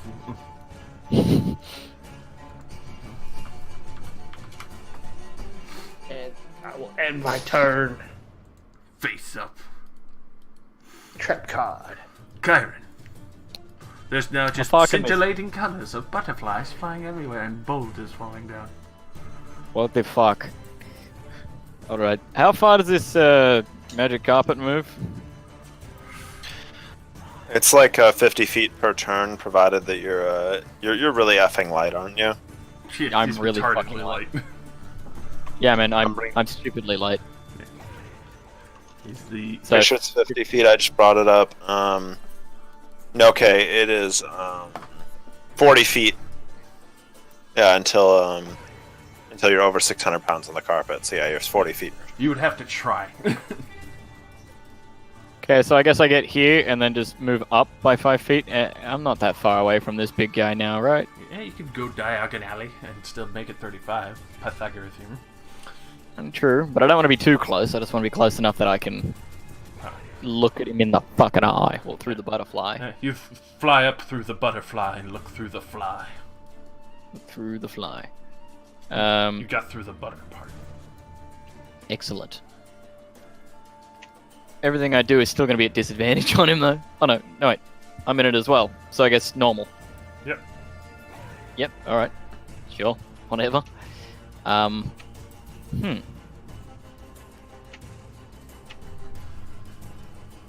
Oh, yeah, right. For one, because Anne has horribly unlucky rolls, What's up?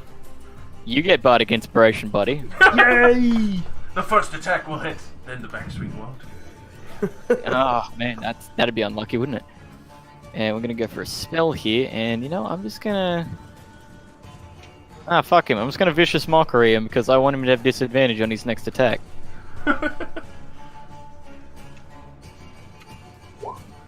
It's gonna do no damage, but hey, he'll have disadvantage. Fuck it. Oh. As you mock him, the one is like about to cry, like, "You shut up! We both have the most beautiful mother." No. You're mistaking beauty with ugly. But you can tell with the combination of two heads, this might be a little more difficult.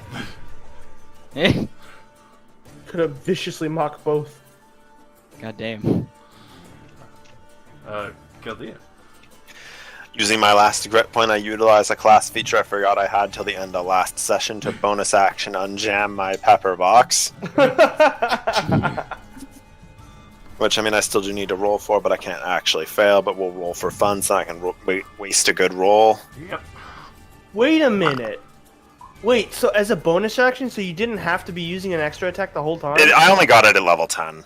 Oh, okay. I forgot I had it last session. But, okay, I still have 2 attacks because I didn't have to use a main action to unjam it, so... Let's perform the dance of whoever jams his gun. Oh, see, there we go. That'll hit. That's a lot of damage! Straight through the cloud. Oh, you see this little spout of blood come shooting out the back of the shoulder. Here's a little more. Oh, see, there we go. There you go. Right through the same hole. Jeez. Now I'm gonna fix him with nothing but flex tape. That's a lot of damage. And that is my full turn. And I'll be back in just a second. I need to check something because I hear noises. That's what Calgene needs to make. If I fuse Residium with duct tape, maybe I can make flex tape. Dude. Jesus Christ. I cut this Etten in half to see if I could fix it. I sewed it back together. Only flex tape and necromancy. I just dabble. I created an abomination with nothing but this flex tape. Now I own this entire town and rule with an iron fist. Thanks, flex tape. To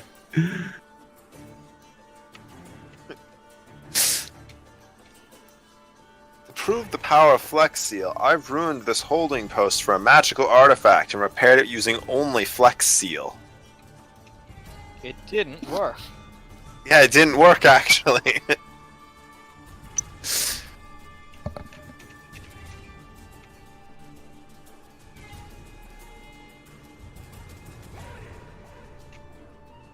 Running's not as fun as hitting.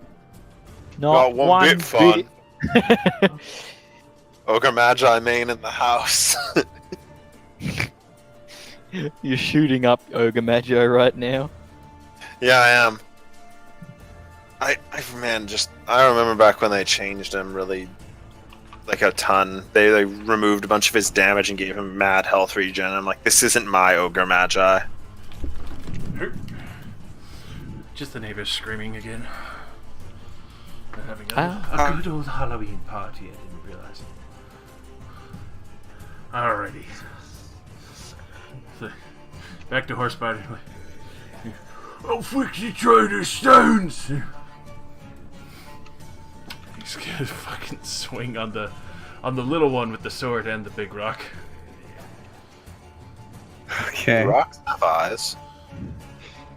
Do they have like googly eyes like glued onto them when they're animated? Yes.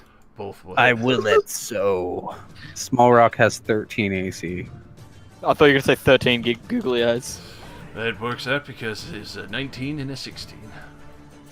No, both hits. Savaging this night. Medium Rock has 40 HP. That's that. 9 HP now. And then the big rock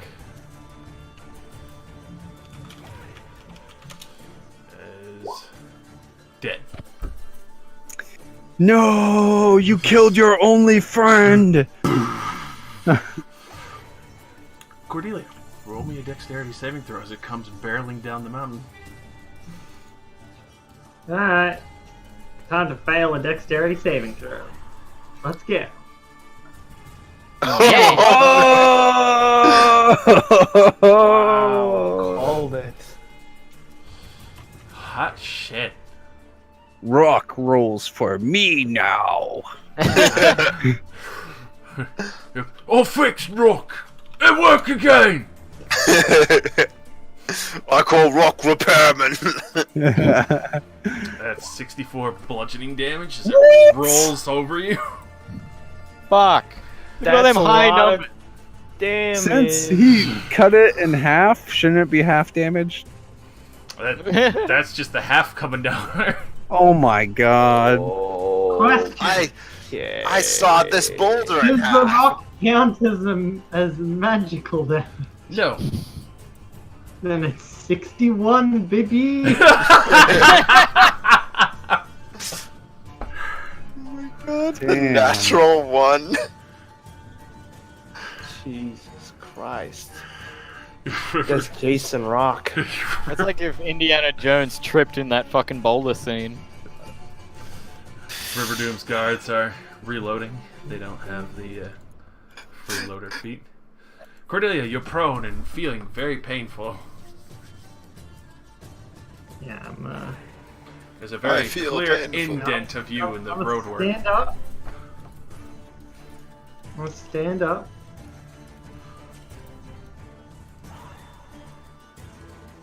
cough up your ribs. Yeah, I've still got health. And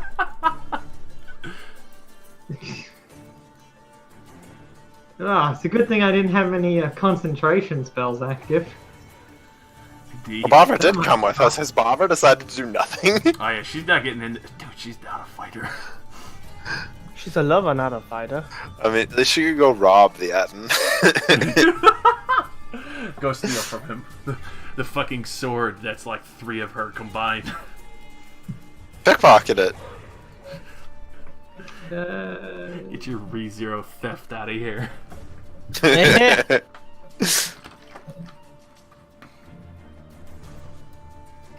Bonus action.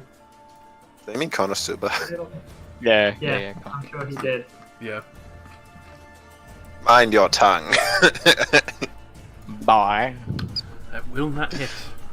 As it Okay. clashes against the heavy iron plates it's wrapped around its legs. Heresy. Yeah! And main action. Fuck it, main action blight.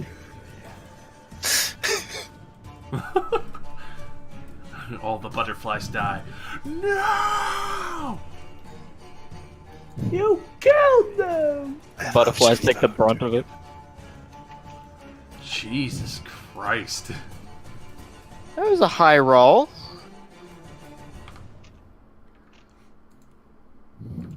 He makes it with a 24.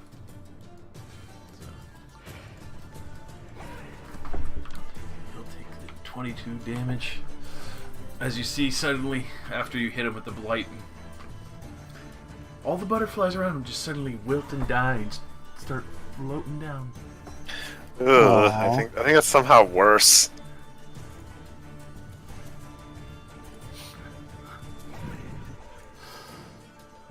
Will that be all, Rosin? Yeah. Norlern just like nods approvingly at you. Like, stout woman, good on you. Don't let up, man.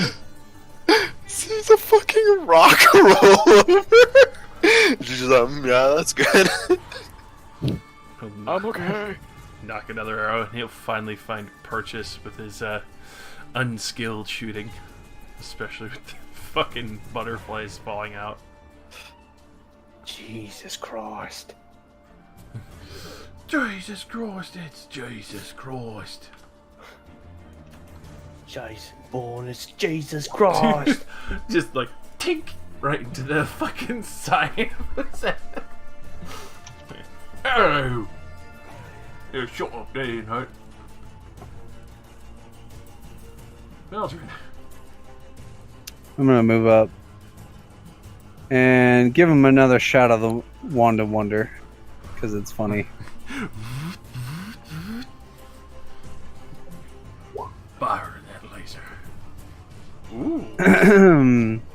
I am. Oh no! I am stunned until the start of my next turn, believing something awesome just happened. All right, Liam. What I just think happened something that was awesome? Cordelia getting run over by a boulder and surviving.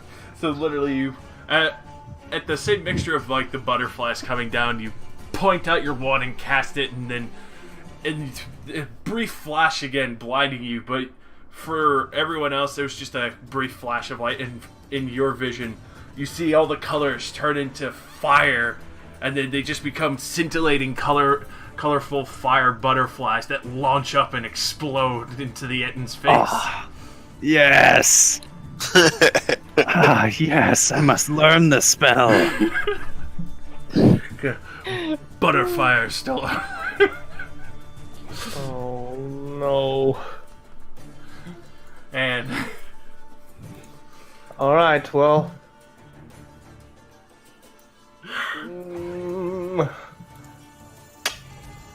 Yeah, we're just gonna try it again. Thunderous, we're gonna do Thunderous Smite. And then swing! Better. Yeah! will it? I should use a smite as well. So there's that. And then there is that. And then there's that! Ooh, And if fucking you please have him roll a DC 16.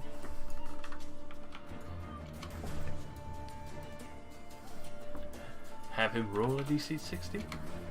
Well, to beat the DC 16 strength check. Yeah, I figured this one's.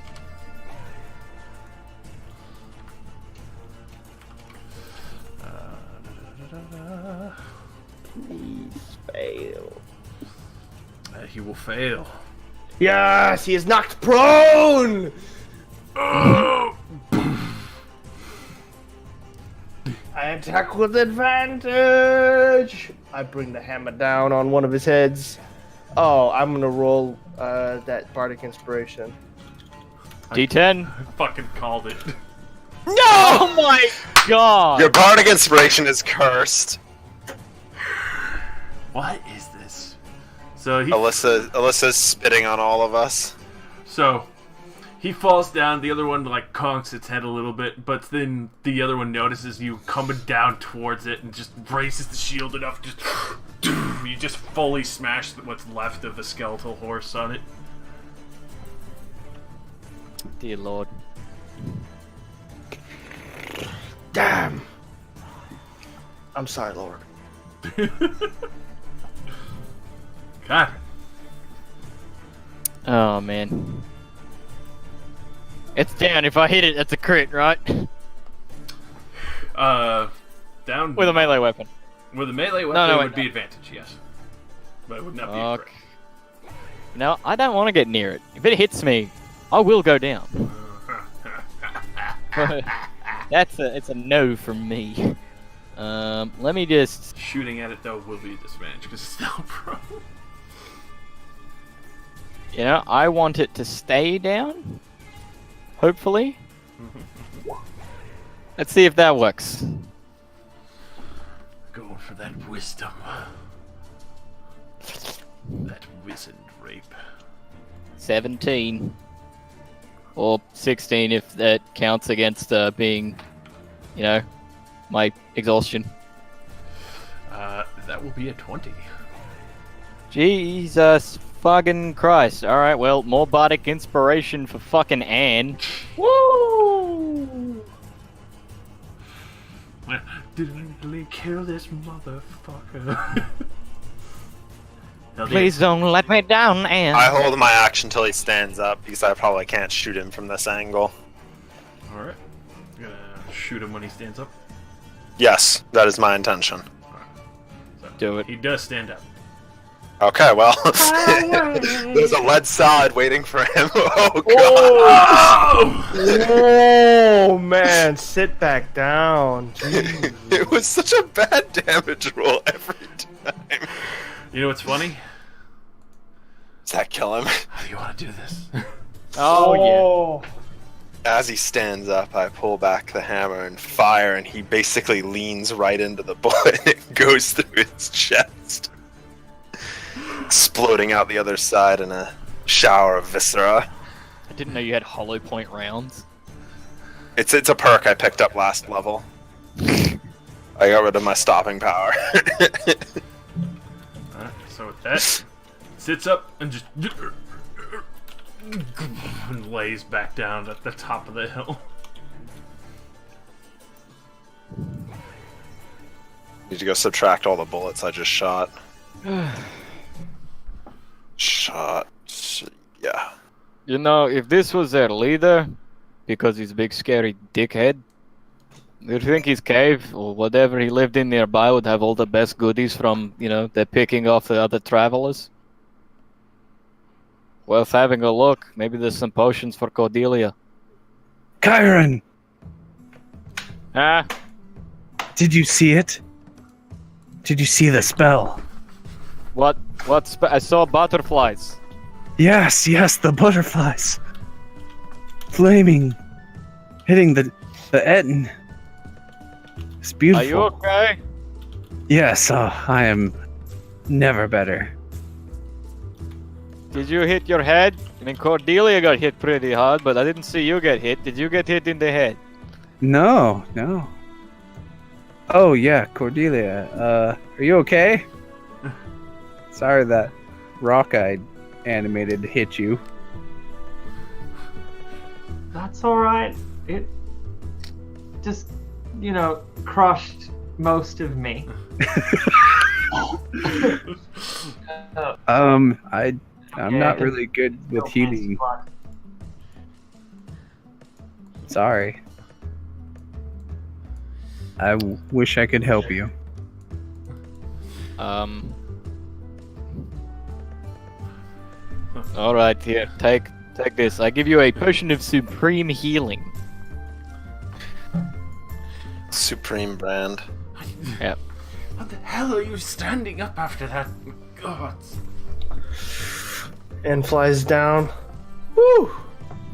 That was much nicer, Valdrin. Thank you. Roll your damn potion of supreme healing, woman, before you cough out your fucking lungs. I Are you alright? You refuse? Cure wounds. All right, fuck it. I keep my potion. I keep my push. Well, And then a third level cure wounds. what? It healed less than the level 1. It has 2 healing rolls. Oh. So as you're healing yourself, Alright, that's more than half my health then. Bavra is like trying to wipe dirt and other things off your back and clean you up a little bit. Why are you even here? Oh. Ow! Damn! You can see like she gets pretty pissed off with that. Wow. I'm part of the order with you. Why wouldn't I join you? Do Awkward. you actually have a role in this mission? Wow. Jesus Christ, Cordelia is cutting her down. You're fruit Damn. ninjing her life right now. It's just literally like she's like, fine, and it just like slaps you on the shoulder. I was actually curious. I wanted to know. You are terrible with women, and you are a woman. That was pretty bad. Just goes off and pouts with a little bit tears in her eyes. Norlern just kind of looks at you like, I did ask for her expertise in the matter of dealing with most of the traps. Alright, a clear answer. I like you. Not that I really care or Point anything. towards him, but like a good foot to one side. You're good. I'm gonna go sit down. I would I definitely recommend that. What, Karen? What? What were you trying to say? I don't think it matters now. I don't exactly care enough to actually say it anymore. The cave? Oh, yeah, let's check that out. That might be his cave. Who knows? You. Well, this is what we have a flying carpet for. Come on, let's go have a look. Right. Alright, yeah, we go have a look. Kaldir and Kyron having some bro time. The I'm 2 good of the too. Ks. I mean, The 2 remaining Ks. The KK. We're no longer a racist clan, but you know. You're now the Kikis. do you love Kiki. me? Playing that love song. Kiki, do you love me? I called you on your cell phone.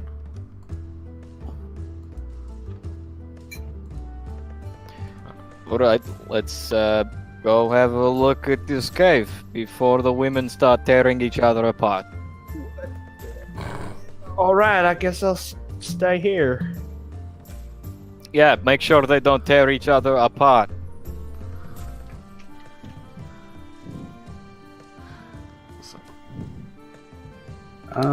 Perhaps you could see to Cordelia, and she still looks like she might have some broken bones. Right. And we'll put a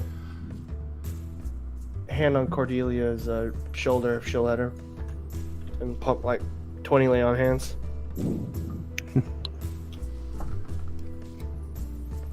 Oh. That's an odd feeling. Really? I mean, I find it to be quite nice. But are you sure you're alright with her? Why wouldn't I be? I mean, she seemed really upset. Yum. You giggling at? Women trouble. Time to leave. Socially inept out. I should probably talk to her. Yeah, probably. I didn't know we were on another episode of Home and Away, Kaldir. I'll have to check our program to make sure we're on schedule to appear during those episodes. I cast light on whatever weapon Chiron is wielding, You don't need to. It's Dazzle! but I want to amplify it. Oh god. Alright, so. It's too bright! Weltrin, make a constitution saving throw when you do that and he does dazzle at the same time. 120 feet of bright light. You're blinded for a minute. Ah, too bright. Sorry, Veldrin. You kind of brought that on yourself. I had to see where the limits could go. I mean, my sword has 15 feet of dim light, and another 15 feet of 15 feet of bright light and 15 feet of dim light anyway, even without activating it. It's just already a torch. Stacked on with another illumination and then dazzle. Yeah. Dazzle! It's the world's brightest flashbang. Everyone just sees the fucking cave just go. So what do I see in here? Very, very, very clearly. Well, now seeing extremely clearly in here, aside from the various corpses that have been munched on. Veldrin chirps over one. Yes. It's just Veldrin! straight into the arms of a Nodon ogre.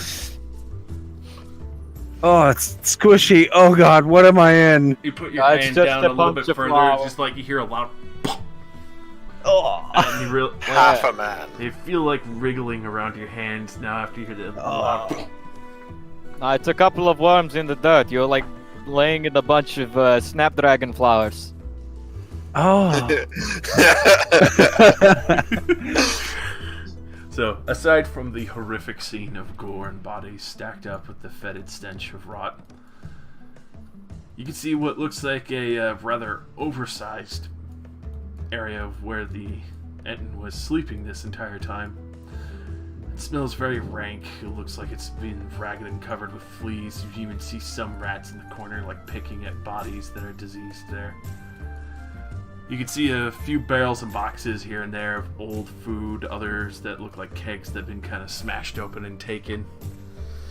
And it's very clear this person, this Enton, has been sitting here for a long time, and who knows how many ogres he probably had under his watch, or even eaten, as you can see that there is still quite a mixture of not just the various types of dragonborn, human, a few tiefling, and even a few dwarfs here and there and such, but you can see very clearly that there's still plenty of other ogres as well, lining the walls and various pieces of broken armor and shields. You can see in this small area that he has stashed over in the corner, stacked up fairly high, a very nice collection of gold and platinum. Seems like he's kind of thrown the silver and copper to the ogres and just kind of completely gone and off. He only takes the hundos. Damn. Well, pending the awful smell. Mm. I guess this kind of pays back most of the money we got stolen from us, probably. Yes, pretty much it does. Yeah, In fact, I'd say. more. Yeah, we've gotten all our money back now, at least. Was that basically just 17,000 gold but in platinum? I will clean everything with my spells. I'm like gonna hold a small firebolt in my hand, just to, like lighting a match after you've gone to the toilet. This fucking kind of helps with the smell. It also lights the whole place on fire. Is there like some kind of like cover for this? Because this is like right next to the path, or did we just like notice it? For this, it's very easy to tell that he's covered it over with rocks multiple times. Yeah, because I was gonna say like the way that the other guy described it, made it sound like he always tried to hide from passerbys that he didn't really want to kill. And having a cave literally right next to the main path isn't a great way to hide. But as you're searching around, you can see the rust-covered weapons and such. There's one that doesn't look entirely broken. It's definitely covered and caked with copious amounts of blood, but it still has a beautiful little hilt that looks like it had multiple gems in it, but only one really seems to remain. And clearly a short sword, but the inlays where you could tell there was 2 gems previously, and now there's only 1.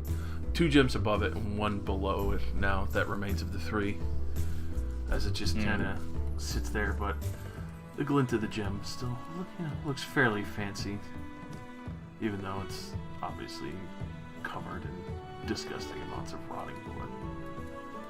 Well, considering it's whole, I mean, I'm gonna go grab it. I want to look at it. Might as well. Even if it is disgusting, I mean. And I'm currently trekking through a gigantic room of rotten filth. Hey, at least our armor cleans itself. See, there's the upside. It has Febreze attached to it. You got one of those little tree car scent things attached to it as well. Fine, It yeah, smells like fine. packed into the armor. That new armor smell. So, just searching around the rest of these bodies between the mixtures of people, clearly merchants, other people who were traveling up the roads, some who had horses that, clearly you could see why he got his name of Horsebiter, because there's not a single horse with none of its flesh stripped clean. You can even see what looks like to be a dire rat in a horse rib cage made to be a rat cage for it, as it's kind of sitting there covered in fleas, looking rather ragged. It seems to be gnawing on a recent piece of flesh from another unfortunate dragonborn. I've been to a lot of places, but I don't think I've been anywhere this bad. Yeah, this is a little bit fucked up. Should we collapse the mountain? I feel like we have to do something about this. This is disgusting. I mean, is there really a point anymore? Animals will come and clean the place out naturally, I bet. Guess you're right. It's just, ugh. Don't worry, we won't have to look at it again.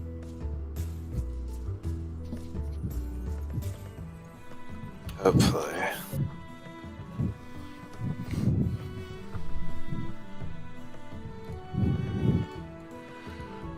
Alrighty. So, you can see Norlorn and his men are getting everything ready. Ikar is just kind of milling about in the cave with the rest of you, and you can hear the occasional wet slap of something being thrown. As you kind of look around, you start to realize he's chucking eyeballs around for fun. Yeah, Norlin. Demon. Ah, yes, Sen? No. Norlin is the one chucking eyeballs? No, Ikor.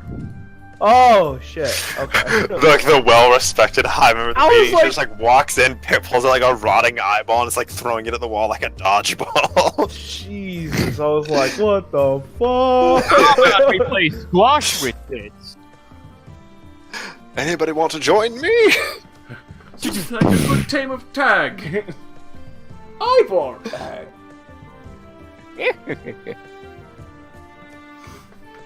But Ikor is kind of like chucking eyeballs around from the corpses.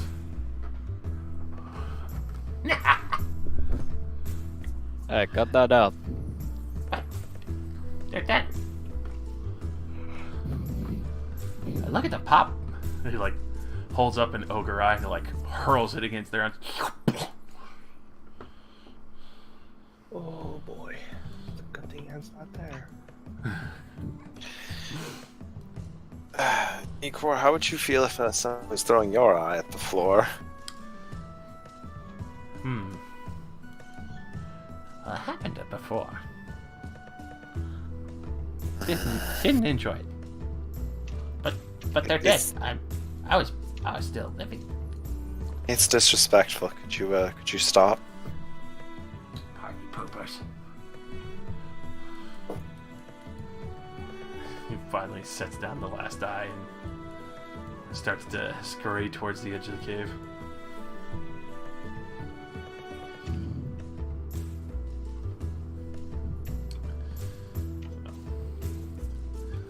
After you take time to scoop up the accoutrement and leave the cave to air out its residents, you see Norlern packing up quite a few things, and Bavra's just kind of keeping quiet for the time being.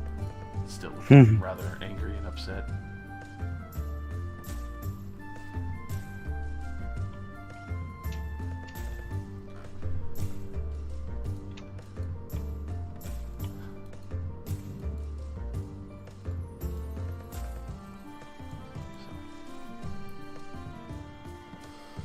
Continuing up the path, especially with the ogres dealt with and not much else in the one, looking to the rest of you. Now, if only most of my men were as sturdy as you, Cordelia, I don't think I would lose anybody. I don't think you want anyone as sturdy as me.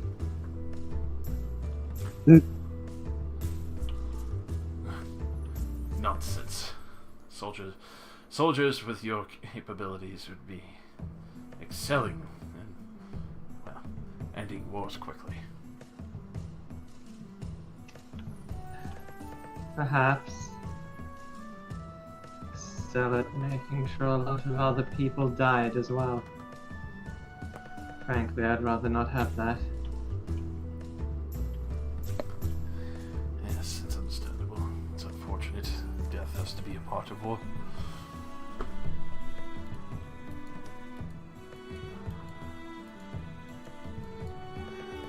I've seen so much of it myself.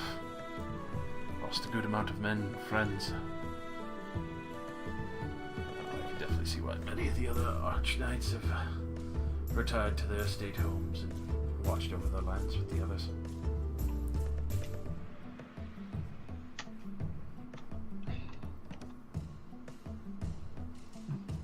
To hold such a rank and come to do nothing.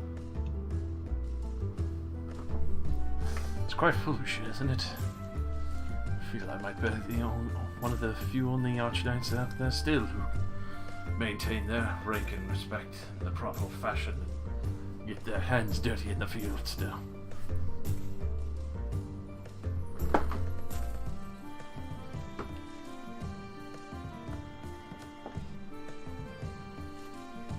Well, shirk one's own duty is rather unbecoming. Indeed.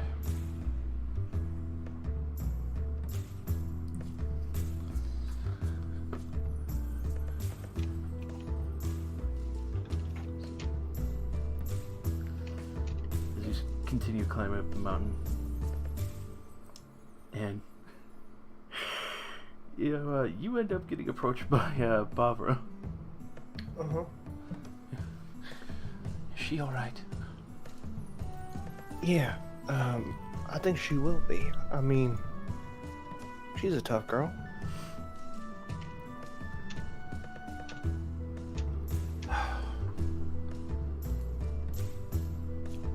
Are you alright? I'll be fine.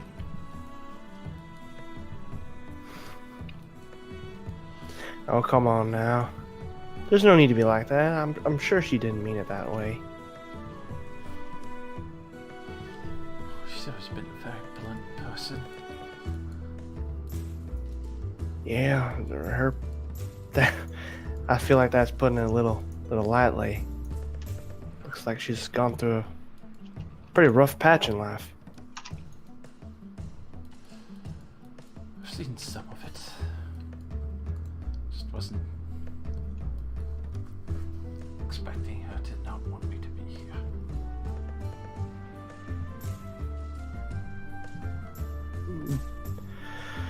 Maybe it's more of a protection thing? I mean, maybe she just genuinely doesn't want to see you die. This is a very dangerous mission we're going on. I understand that.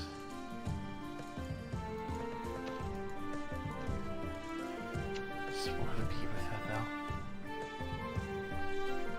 Not about to go let her running off the way I've seen her come back before. Be alone the entire time. I know. Yeah, no. Sticky fingers get me in trouble more than enough, but not that bad to have around, am I? Well, I'm afraid I can't really speak to that. I haven't ever seen you in action. But, I mean, you seem to make her happy, so...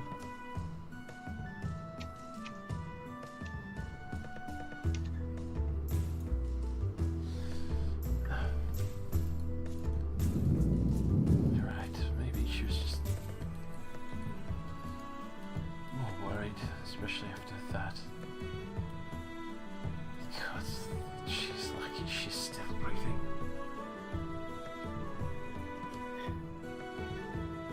In situations like these, I find it's like better to make light of things.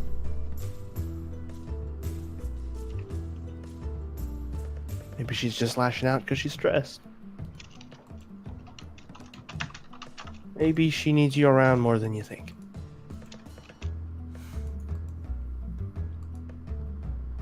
Maybe. Thank you. You're perfectly welcome. Now, you should stop your sulking, and we should get moving here. Right. Let's get moving.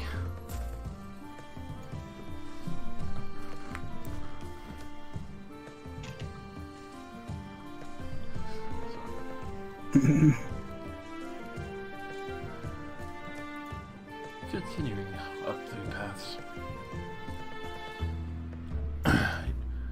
Even though it's been rather hard on your legs, you've gotten used to it after the first few days, and still exhausting, but traveling uphill, you feel like you've built up a good amount of strength and a good amount of breath to match, especially with the thinning air the further you go up.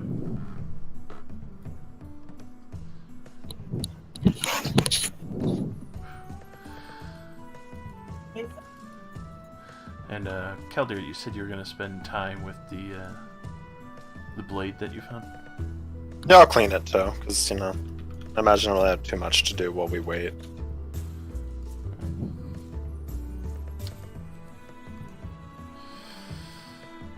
So, especially after traveling for a good day and then setting down, resting, you would find out that it is this with Holy shit! one left on it. Right. as represented by the stones. Fucking Luckablade.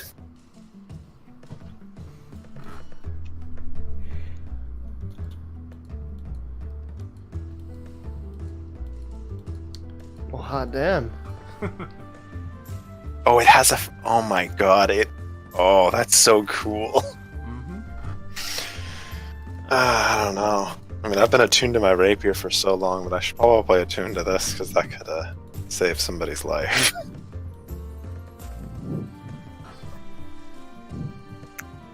Can't be that lucky. Whoever was wielding it died to that end. So brothers first. That boy went down hard.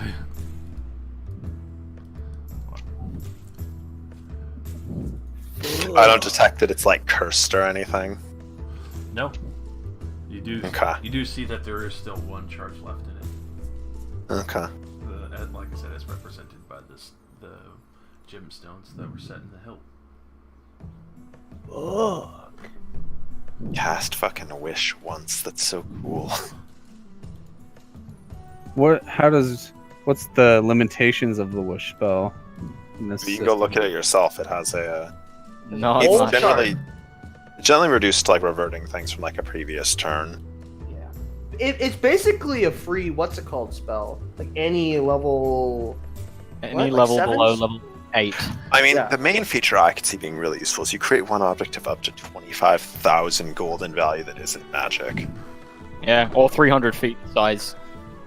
which means you could build a gigantic fucking barricade to save your life. Yeah. Oh.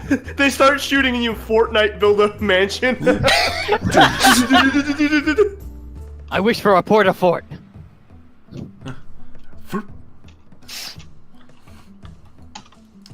But the luck feature on it. I mean, Mm-hmm. That's mental. damn, it's like an extra grit point. So, after Does anybody else need the sword? No. Alright. I mean, I think between all of us, it'd be pretty much me or Kyron, and I feel like I need the ability to reroll attack rolls more than he does.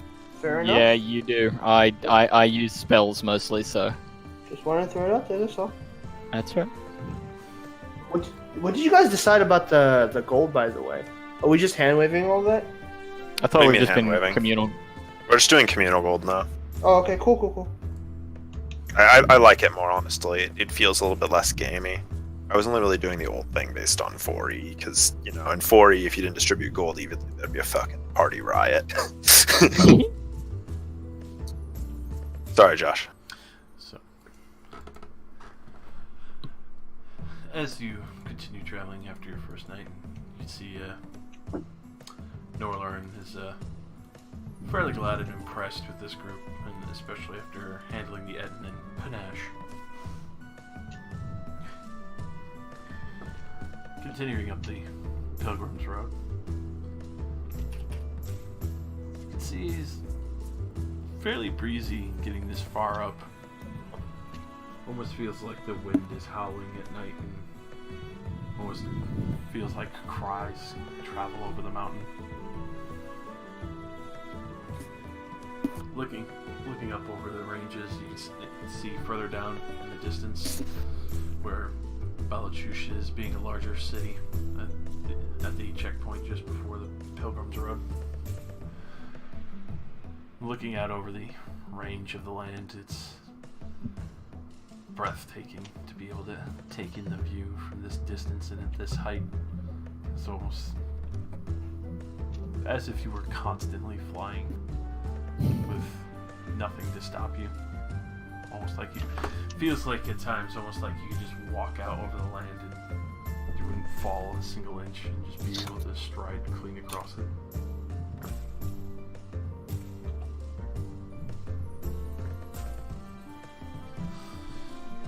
Finally, after a few more nights, Cordelia, Barbara comes over and sits next to you.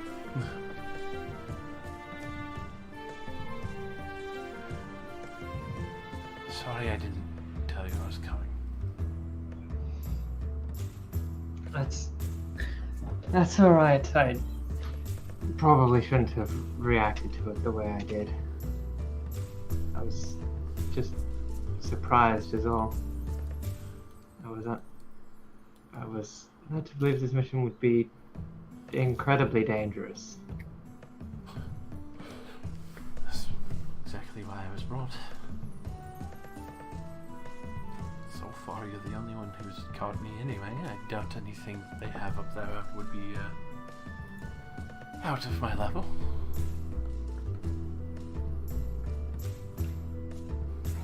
I would hope not.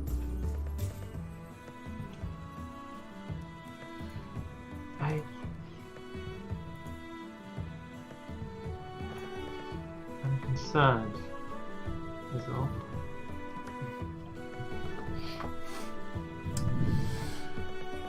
Well, you did leave me in as a stone wall for a couple hours and almost worked my way out of that.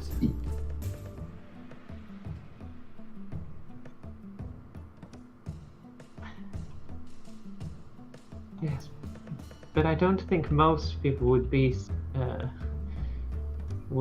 give you even that much kindness, I should say.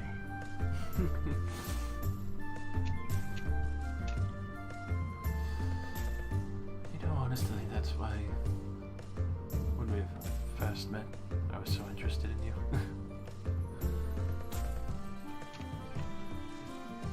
Caught me with whatever that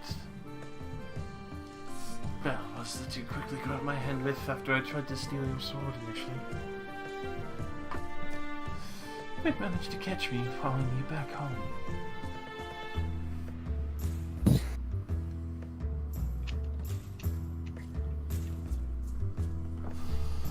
Over in Lucian, nobody else was able to actually do that. They were all too dullard.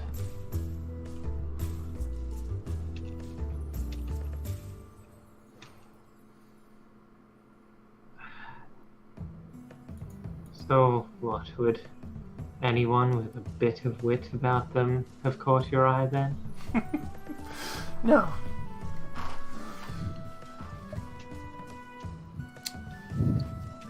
It's almost the endearingness and curiosity that caught my eye. You are harsh, but still kind.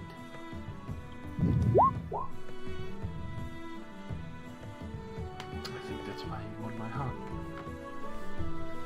Everyone else I met has just been harsh.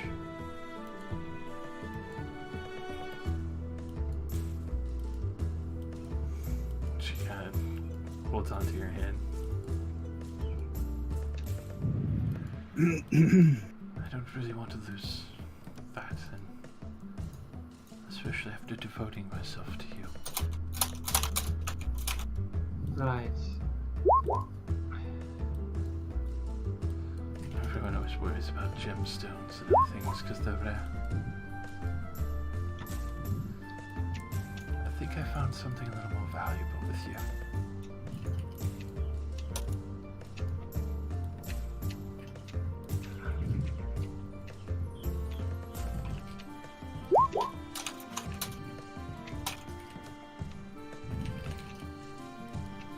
You really want to make this more difficult, don't you?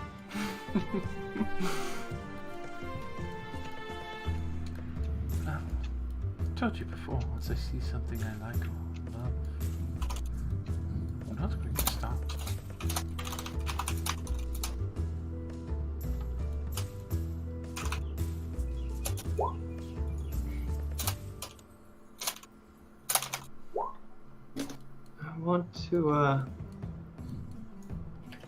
I just want to make sure that you understand.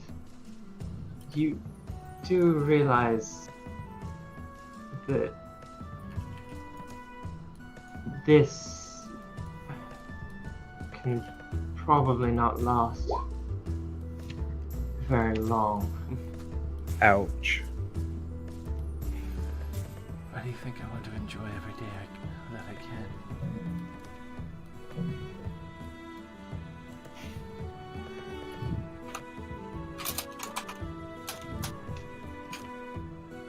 Well, as long as you're sure. I've already proven to you that I'm sure.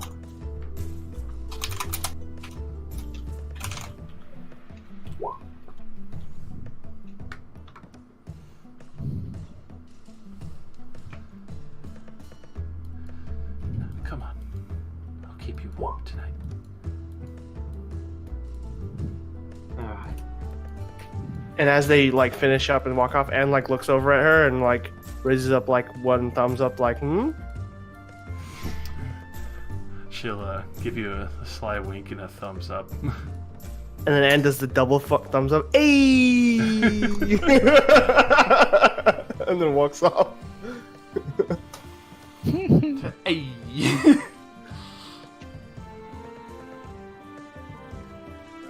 Ah, meanwhile, Veldrin and the Black Knights recreate the white girl on the couch scene with fucking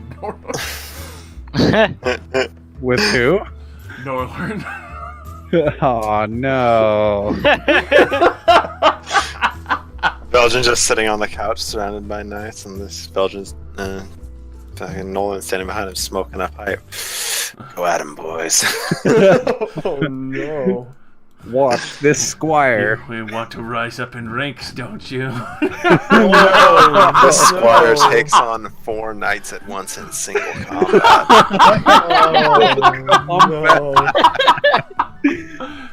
Oh jeez. Watch him parry 4 blades with only his shield. God. No, I roll unarmored. Wink. Ooh. With the flick of his wrist. The raw dog style. Man, like, just looking at all the different uses for a single wish spell, like, there's so many fucking things. Oh yeah, but you only have one. Yeah, I know. Damn. Quick, wish you have expertise in everything. I wish I had 10 more wishes. Sword's just like looks at me, it's just like, excuse me, fuck you. Am I a joke to you? It jumps out of your hand and slits your throat and puts it back in your hand to make it look like you did it yourself.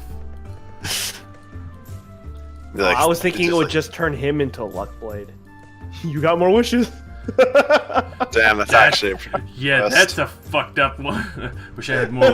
Wish I had more witches. Turns him into a luck blade longsword. So Yeah, I might as well tune that in place of my normal sword, since nobody else can really want my normal sword, but I'll still keep it. they find the Arabia flame tongue. I've had it for too long, I can't just get rid of it. It's sentimental now. Long, long ago, acquired in a distant land. So, the very misty morning. Moving forward, you get a slight breeze. It feels like a very chilly night ahead. As you keep moving up the mountainside and the rain starts setting down now. As you camp out, there's occasional points in the night after being a week up the mountainside that you start hearing sounds like cries, almost wails. Not very sure if it's the wind, but it sounds a little different in comparison.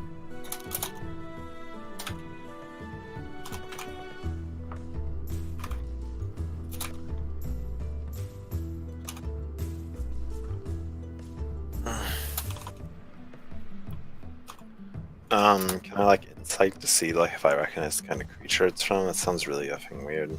Sure. Go ahead and roll an insight. Okay, there we go, I finished typing that. Insight? It's insight or nature? First, on that, yes. So you definitely can tell it's from a creature, because the ways you were listening to the wind before, and after listening to a good point of it, you're finally able to break away from what's just the wind wailing over the mountainsides, and then realizing that there's other cries that are going out around, almost guttural and feral, that just echo over the valleys themselves.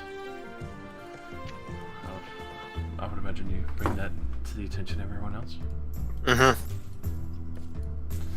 So for any of those who finally, because after Keltier brings it to the rest of your attention, go ahead and roll nature for those who want to try and sit there and listen and discern what creatures these might be. I am already interested enough to have bothered to listen, so I shall roll nature. Huh? Eh? Apparently I have the best idea out of everybody. So, listening to these sounds, in all honesty to yourselves, you're not very sure. Especially with the wails and cries, it almost sounds like when you heard wolves calling over mountains and in the forest, but a lot more savagely and with a little more purpose. It's never the same cry. It's, as far as you can tell, almost conversation-like as it rolls over the mountains. Does it sound like they're talking to anybody else? There's mixtures. You keep getting multiple cries out. Sometimes you'll hear 2 or 3 that seem to be responding or crying out at the same time as these winds and echoes and wails just roll over the mountains and the rocks.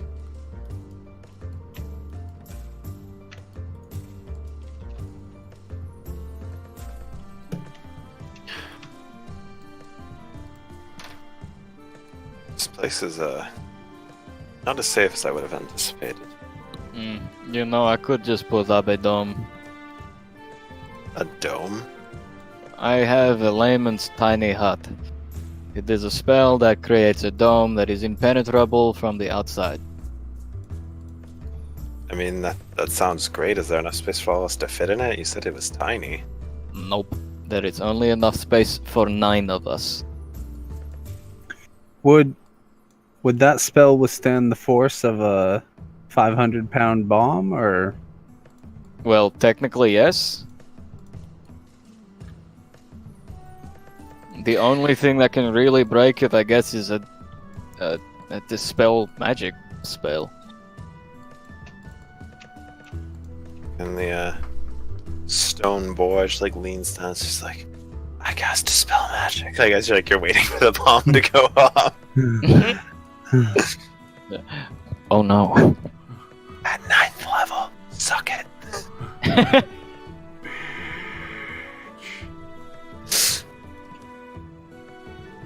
Yeah, I guess it wouldn't be big enough for all of us then. I mean, someone would have to stay outside. I mean, if we angled it up against one of the mountain sides that the hut was in front, then it would be safe to sleep behind it. True, but if anything happens, they're trapped behind it. They cannot come in or get. So Can't you dispel it though? at will, yes. See, then you just sleep inside the hut, then if anything happens, then you can dispel it. Sounds good if you want to suggest it to the rest of the team. Oh, we'd all sleep in such close. Yeah. How does everybody feel about magical huts? Well, when you put it like that. Norlorn just kind of looks at it like, I'll be fine sleeping outside of it. Alright, if you say so. I'm going to ritual cast Layman's Tiny Hut for the people, and I do say that if you aren't near me, then you won't be able to get inside it. But if you are inside it when I cast it, you can freely go and come back as you please. Well, I will be inside your hut. I will join you inside of your vintage hut. Your hut sounds wonderful. Get in the hut. Pizza Hut. All right. After like 11 minutes, the hut comes up, and it's a nice, lightish blue dome that appears. Very hazy from the outside. Can't actually see in. Just see Norlern looking out over everything and just puffing on his pipe and just enjoying the view.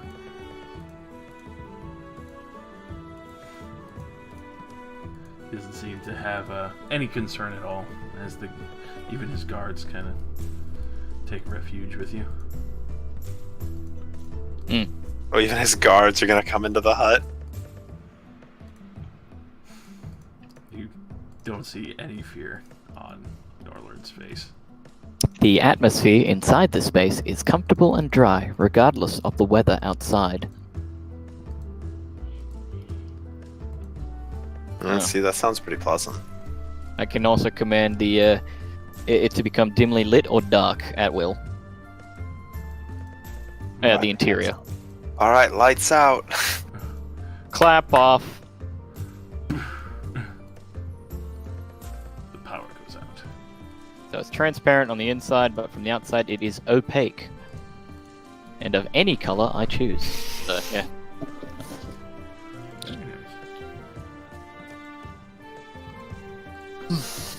Alrighty.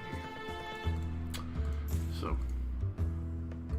as the night presses on and you get all comfy, and you can see Norlern just keeping watch for a little bit of time being, and also just enjoying the view, but you can see he doesn't seem even the slightest bit bothered by the sounds. The weird howling sounds. Mm-hmm. He doesn't even care.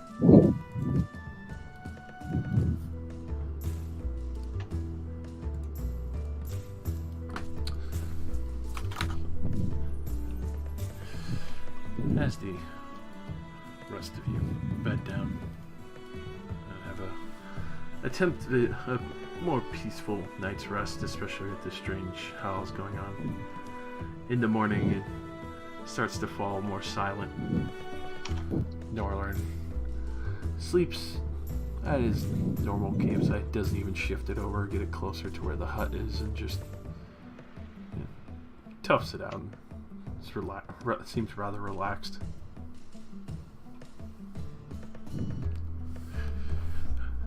As the morning rises over, it's a fairly clear day and very warm.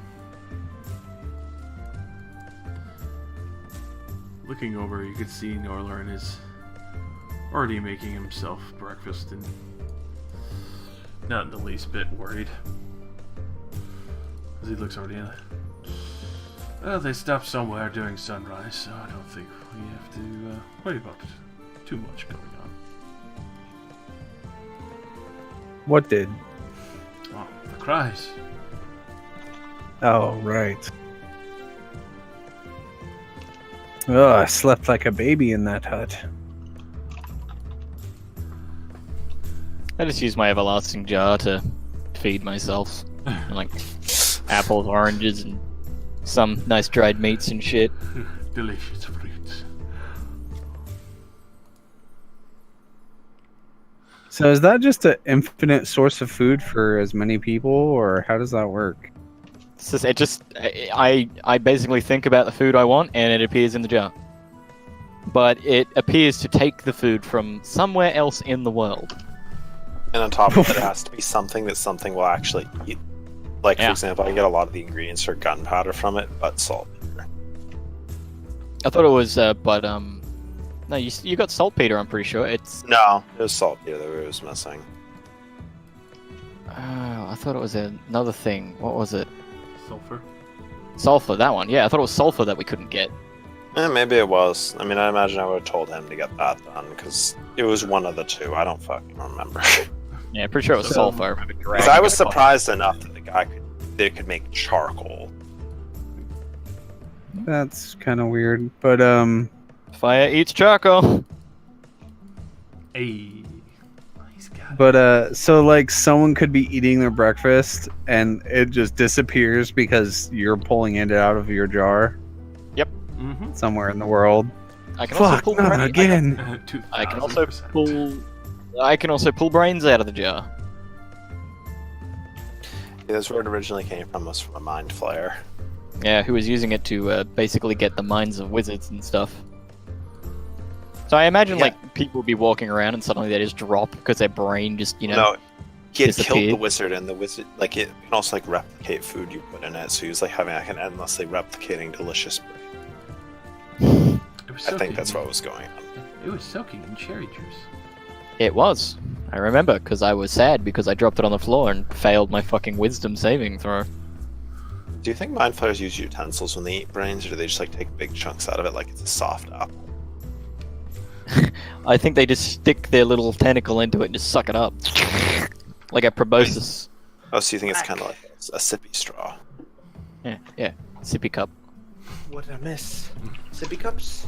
The discussion of mind flayer sippy cups to brains. Oh boy! I mean, I also have this and I pull out my goblet of poison curing. If there's anything that is poisonous, it won't be after it goes in this. Who you gonna call? My cup. I can also just, unpoison you. Don't need to get poisoned in the first place if I just put it in the cup. Just letting you know. So, as you eat up your breakfast and get moving up the path in the morning, you do see a few things that seem out of place compared to the other paths that you've seen. Some look like rocks that have been torn up or dug up. Other locations that look like the rocks have been recently disheveled, as they seem more discolored on the top, as like if somebody tore it out of the dirt and moved it.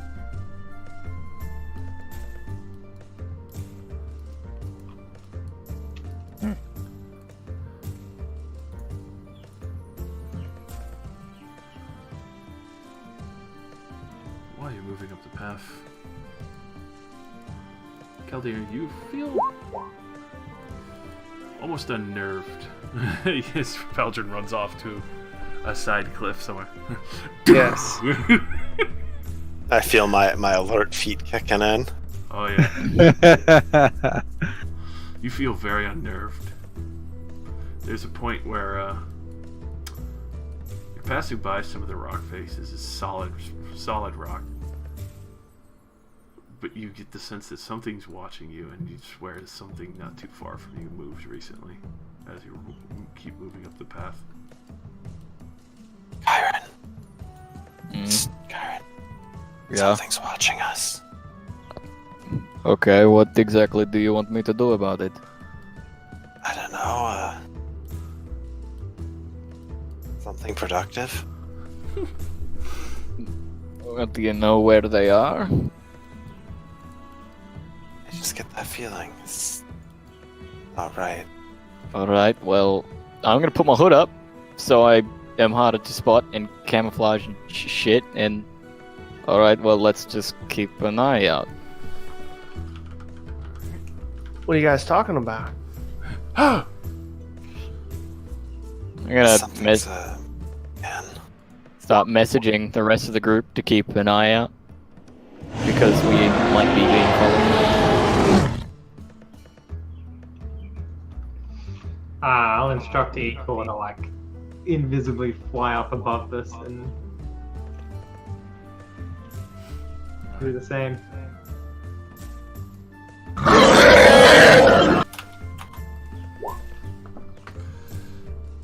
So, as Ecor flies up,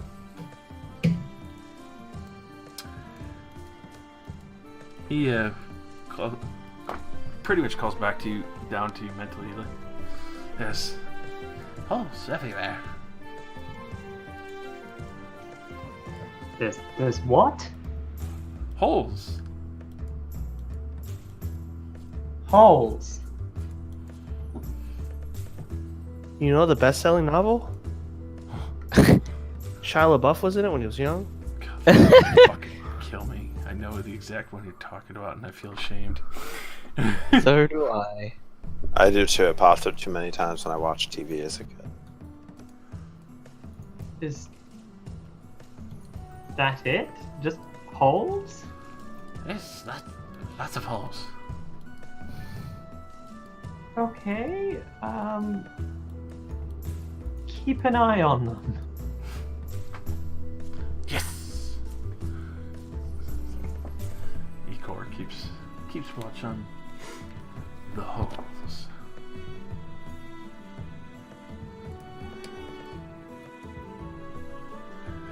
As he continues watching all the holes, you can hear him like,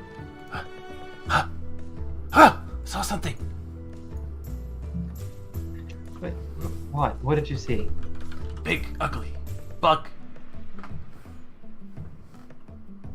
A bug. How big? And you can tell he's trying to figure it out. Especially for how high up he is. He's like, big bug. Bigger than dog. Right. But where was it?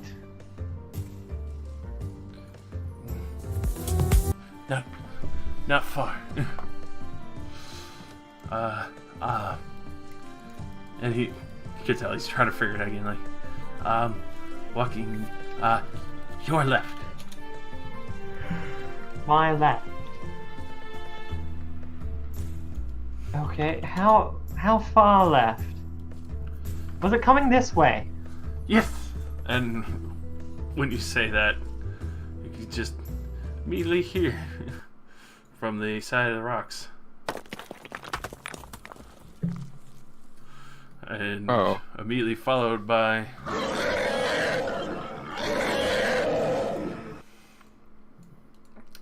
That sounds like a giant bug, I think. I don't like it. I don't like any of it. It's not their lucky day. Ooh, that's a lot of bugs. That's a lot of damage. Those are some weird looking bugs. and with a very large one emerging from the other path ahead. Norlern quickly turns like, to arms! Defend yourselves! Roll initiative. I have the alert feat, so I can't be surprised. Oh no. Oh, come on. Went right when I wanted the good initiative. Come on. Cordelia rolled better than me? What is this? What is this? Blasphemy. This is heresy. I mean, damn. This is where a fireball would come in handy, Veldren. Got it covered. Fireball. Dun, dun, dun, dun, dun. Ooh, fireball.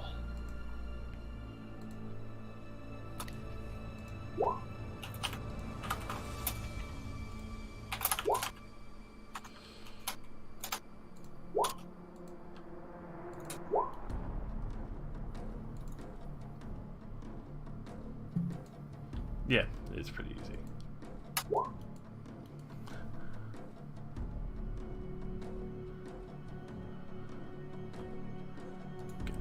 Gotta get those good old crucifix in there.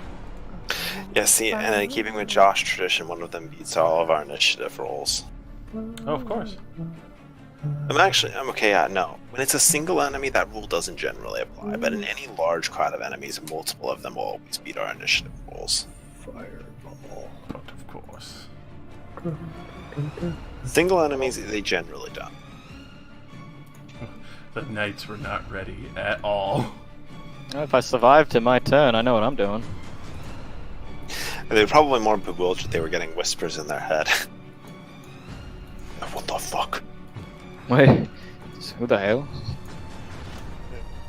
Did they not recognize my, my accent? The very part of me that makes me so recognizable. They're like, no, dude, what's wrong with you? It's not a bug, it's a feature. Yeah. With that, Norlern, just immediately drawing his weapon, just charges the Kruthik. I have to zoom in on these guys. They're giving me like an optic. Oh, okay, that's what they look like. They're like quadrupedal alien monsters. Quadrupedal accolades. God damn. With When that, did we get to Felucia? He'll actually crit this mofo. Oh, fuck. Get him. Crit him twice. Never mind. Jesus. Your rolls are always crazy, Josh. Oh god. But one solid hit is just. So yeah, he just charges in, just starts fucking slicing down this creature without fear, and just fire in his eyes. He slices off the front two legs, and you can tell the creature's like reeling back, still barely alive, if at all. They bleed, and they're frail. Fear not. I mean, I don't think any of us were. Right! These three are gonna move up. As well as these three are coming barreling down at these boys. Oh, that is accidental. I was meant to click on the cog. You're sharing how you're feeling right now. You're feared. Yep, I'm afraid. I'm so scared. Oh my god. Bugs. Oh no. Oh, I misspelled disease really fucking badly, but yes.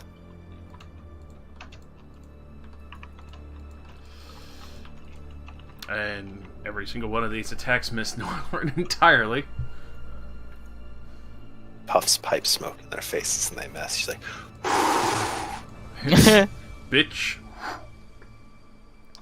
Which one of these Kruthiks will actually hit the knight in the front as they kind of bring up their guard and ready themselves. See them pulling out these beautifully made blades.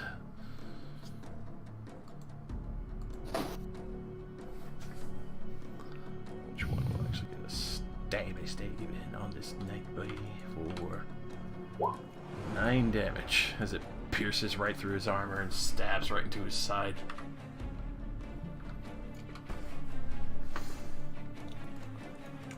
Cordelia, as you see the initial wave of these things crawling in quickly, they're pack predators and they're just rapidly trying to stab with their pincers, and you can see vicious looking spikes and savage rows of teeth in their mouth. Oh dear. Oh, I almost forgot. Very thin.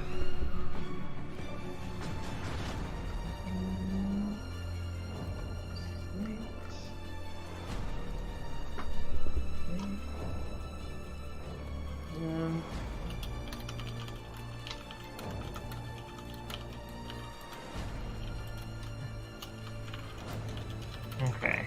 I don't have any big AoEs prepared at the moment.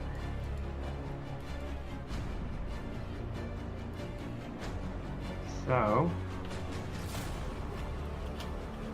I guess I'll just... Someone... No weapon again. Eh.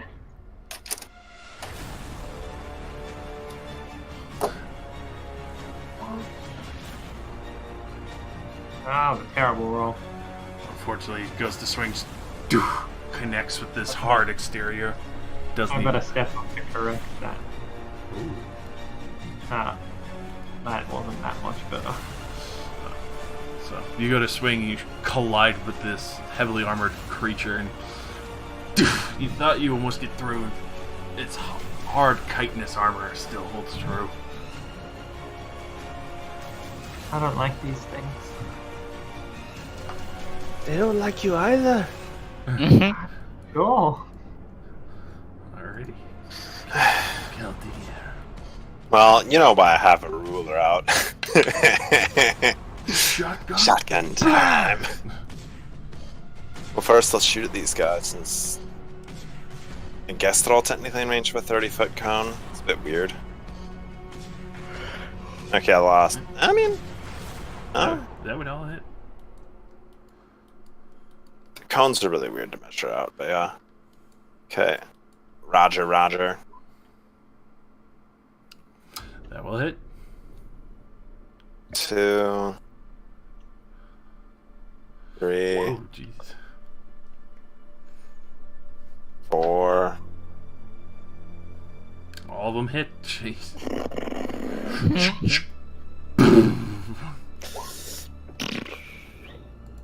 How much damage this thing did? I haven't used it in so long.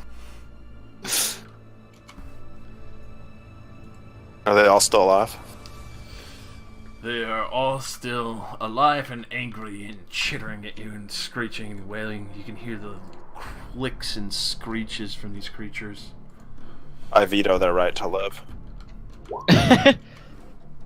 Wow, I misfires. Okay, thanks, Obama. So you go to fire the other chamber on your ogre bone shotgun, and you just hear, and it doesn't go. Alright then, in a very complicated series of maneuvers, I'm going to use my bonus action on Jam and I'm going to action surge. Oh my god. What? This is like a horror movie So scene. It's just good. like, first one hit, next one is just like, oh fuck, oh fuck, oh fuck, oh fuck, oh fuck. Unjam it, action surge, use my first attack to reload, second attack, I'll shoot it again at them. Okay, that time it didn't jam. That one will miss as it skitters across its armor. That's not important because that means it doesn't jam, so I can shoot the rest. It's true.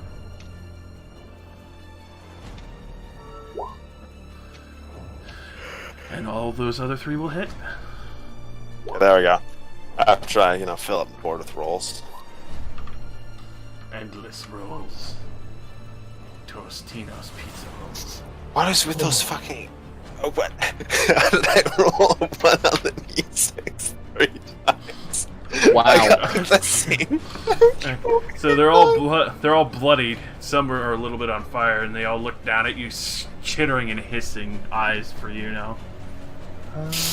Alright, well, that was a really weird turn. Okay. The singing Annie. Fireball. Let's see.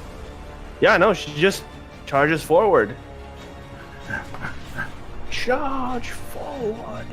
With this, we get advantage. Swing at her hammer. Wow. Wow.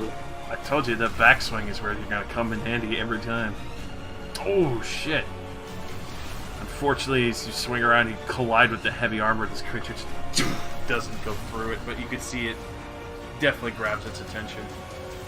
Oh, damn. Oh, that's that.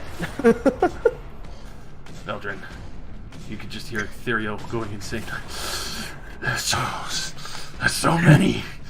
Burn them all. Give me that power. Yes. It's time to go to work.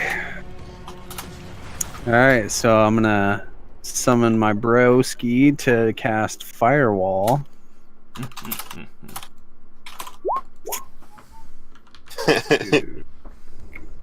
Mm. 5, 10, 15, 20, 25, 30, 35, 40, 45, 50, 55, 60. There you go. God damn. Firewall. So they need to make a dex saving throw. 7 of these boys.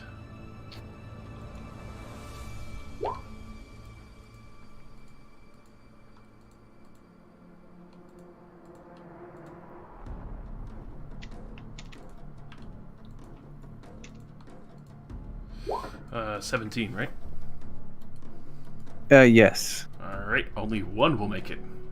As the rest are completely caught off guard, the one that Norlern had chopped the legs off of just immediately drops and just crisping and burning the entire time. Nice. Then I'm going to.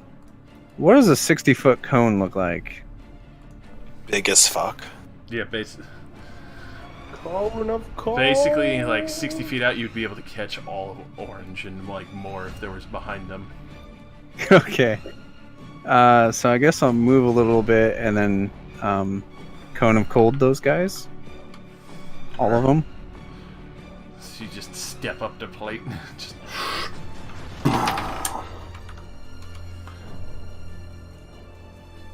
Let's see. I didn't roll the damage.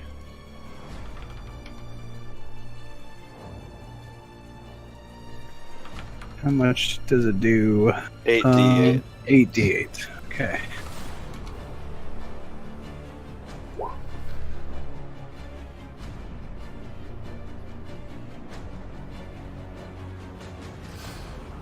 Alrighty.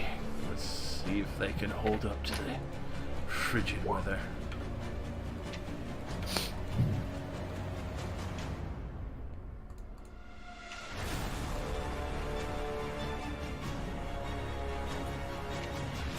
Which all but one immediately fails. They're not expecting suddenly, if they're emerging from their warm burrows, the sudden burst of gale ice force just freezing over them. You could see that they all recoiling, just absolute pain as some of them, you see pieces start snapping off of them.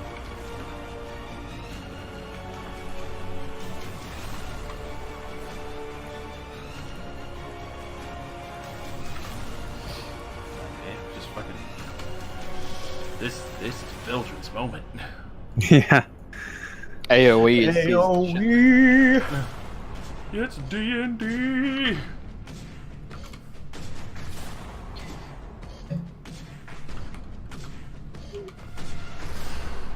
Alrighty.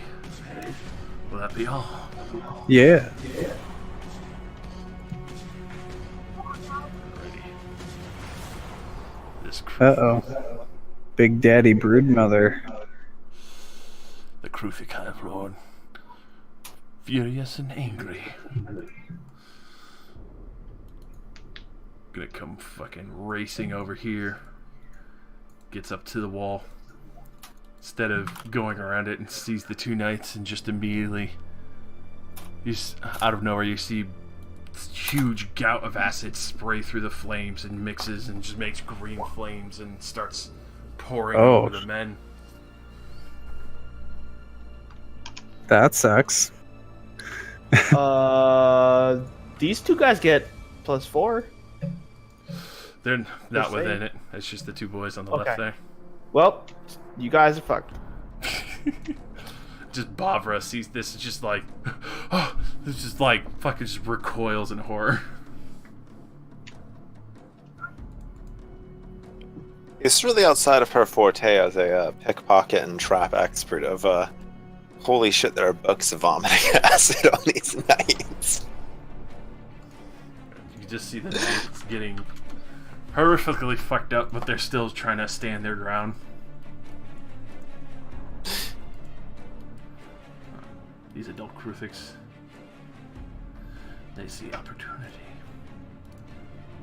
And my opportunity. They're coming in at the speed of scaring. The speed of scary. He's fast. So, these 6 attacks are going to be all against you, Kaldir, and then 2 will be against Kyra. Oh shit. This is what we pay the big bucks for armor for. Yep, this is why we got better armor.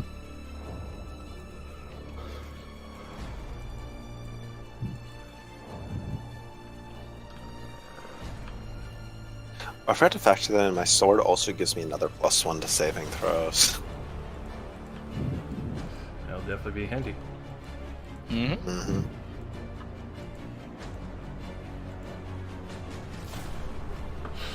Alright.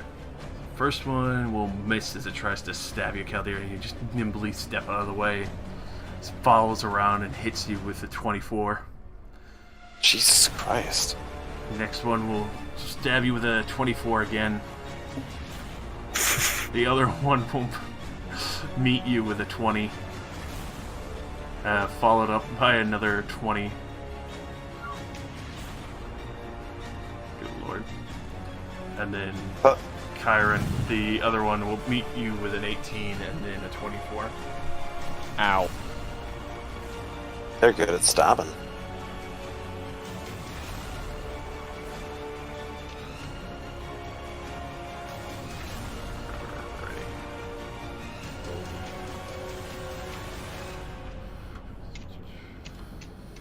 Success.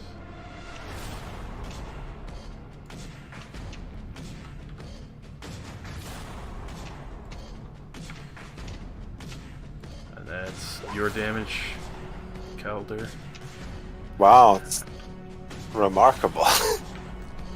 That looks extraordinarily painful. And then for you, Kyron, 11. And all Oh. piercing as they come in, and you can see that as your armor does hold up, especially being more magic based, though you can tell they're sharpened razor-like chitin and armor just digs through you, and you can see very clearly why they go through stone. I don't like it. These ones are gonna start coming down, and they see the fire. But when they get to the firewall, you see them burrow, Aww. and they just duck underneath and pop up behind the knight. And the rest start to follow suit.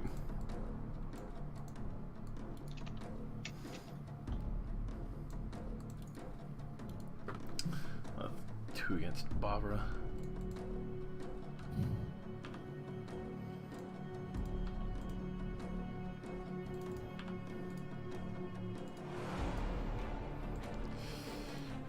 Both of those will hit with a 22 and a 24, and then the other ones, the knights.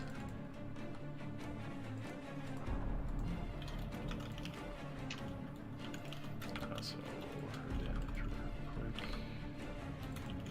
quick. She takes 14.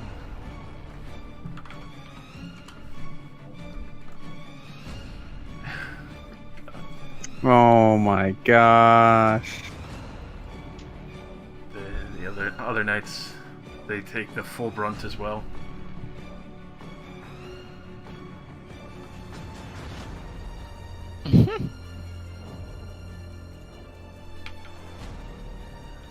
That boy just immediately, like, as the bugs come up, they start pulling him down into the ground, stabbing literally through the steel plate, and start Ugh. ripping parts of his arms off. Oh fuck. That's how they get you. I mean, I've seen Starship Troopers. This does not end well. Oh shit! That's exactly what this is. And that boy is actually going to end up taking 14, because I forgot the other problem. He's still up there. You just see the other knight that you came to know as Ben just get pulled down into the ground, start ripped apart as the bugs start eating parts of him straight out of the armor. Ugh. Off the half shell, eh? Higher. Hey, what did that flute summon again? A dragon, if you rolled well enough. Dragon, 3 giant scorpions, or a giant constrictor. You know what? You know. Oh, those That's are pretty fucking- good. Let's fucking do that. I'm gonna use the flute of aid. That's full action, right? Mm-hmm. All right, yeah. What do I do for that? Roll me a performance. Roll performance. So yeah, what do I get? At this point, it's literally your choice. So you can do this: the snake, all 3 of the scorpions, or the summoning of a dragon. No, I don't think I'm not sure a dragon's really qualified Well, I mean- for this, and I mean the dragon could most certainly get annoyed with us for summoning him for this. Yeah. I'd say the 3 giant scorpions. Yeah, I was about to say, like, remember us specifically talking with the wizard, Gurkhas and he's like, over yeah. this about how the dragon is an actual dragon that is bound to the flute. It isn't just something you got. Yeah. So yeah, I summon up the 3 giant scorpions to aid us. Alrighty. You place those within 30 feet of yourself. And let me get a token real quick. Yeah, let me just check. I just say this definitely. Okay, I want to place one here so that way it can fight this big bitch. I want to place one here as well so it can fight these bitches, and then another one over here to fight these bitches. Alrighty. As now all of the knights seeing Ben go down and suddenly not knowing about that and just start losing their proverbial shit. Scorpions Israel! Sir! They're with me! It's like you're fucking entering a nightclub. Those scorpions are with me. Okay. You're on our side. And they all act after your actions, so Time to fuck shit up, my pretties. this boy at the top's gonna take 3 strikes at the Hive Lord. Oh, 3 strikes. It's a pack attack of the multi-attackers.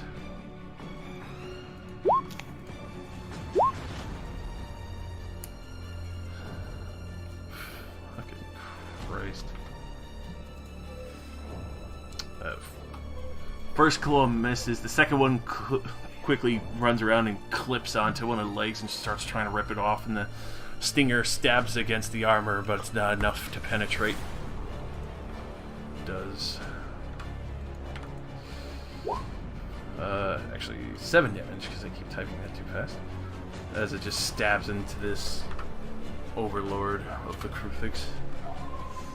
The other one will attack with advantage on the back ends of these boys.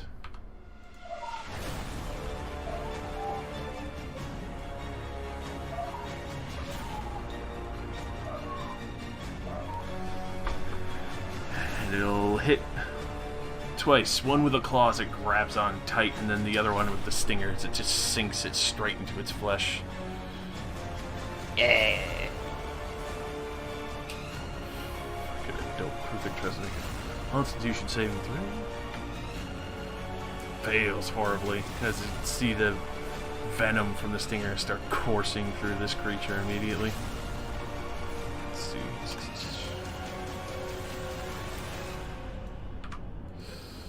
And 3 damage to the one that it clipped from behind. And then the other one that it stabbed with its tail.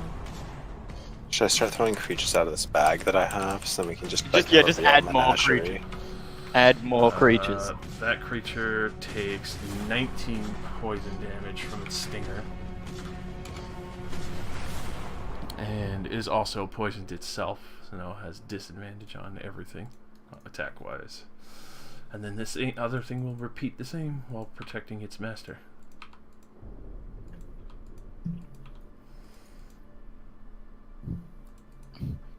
After this is over, Kaldir, do you think we could get some poison from the fucking scorpions?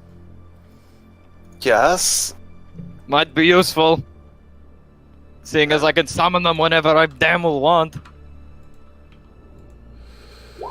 As it just immediately comes from behind and it bloodies one of the other Crucifix, it just snips one of its back legs off and starts squeezing the main body of it.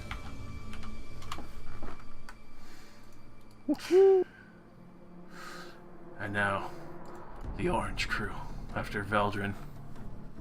Oh no. They're cringing a little bit and recoiling in fear. For the ones that got frozen, only one moves up closer and tries to take a stab at you.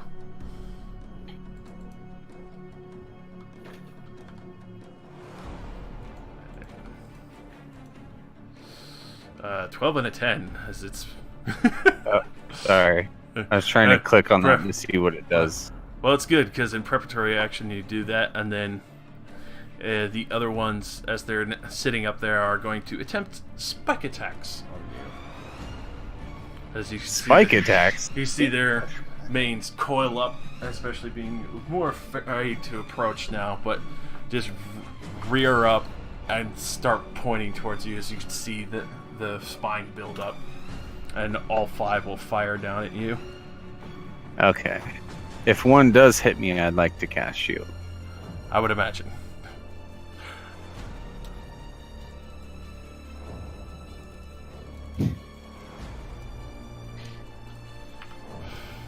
Fucking just a hail of spikes coming down.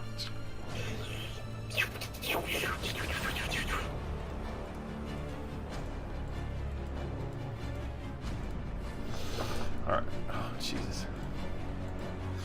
So, your base is 18, and then you shield up to 23.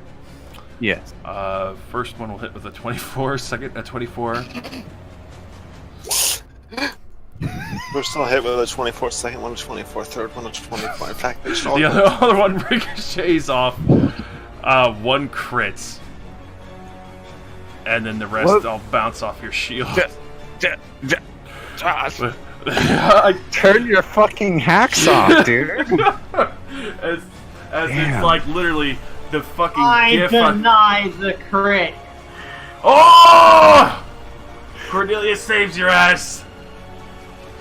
Only Nice. 3 hit on normal terms, but it's literally that gif that I posted when the GM gets sick of your fucking shit.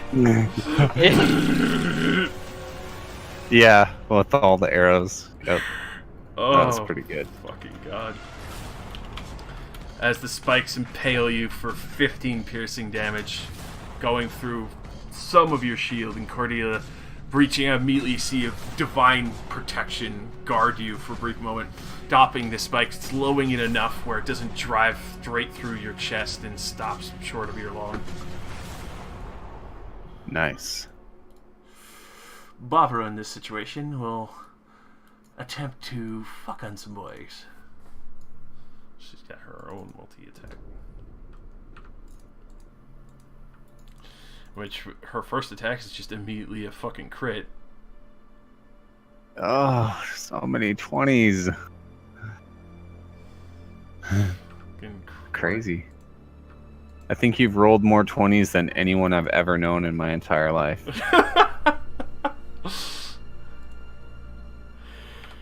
Oh, God. So, the first one is 2d4 plus the. So that's. Yeah, that would be 13. And then doubling up her sneak attack die, that crit.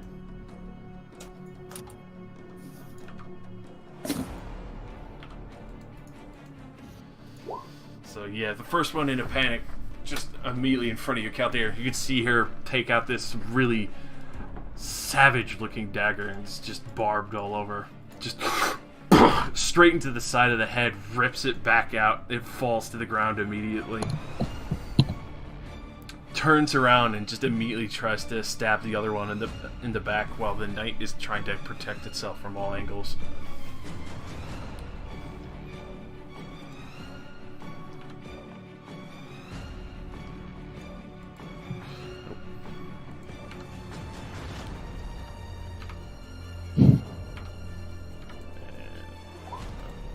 Immediately turning around, just straight into the throat and slits it out, and you can see this almost elegant opal dagger that she has, that she just slits out the throat of this other Kruthik behind her.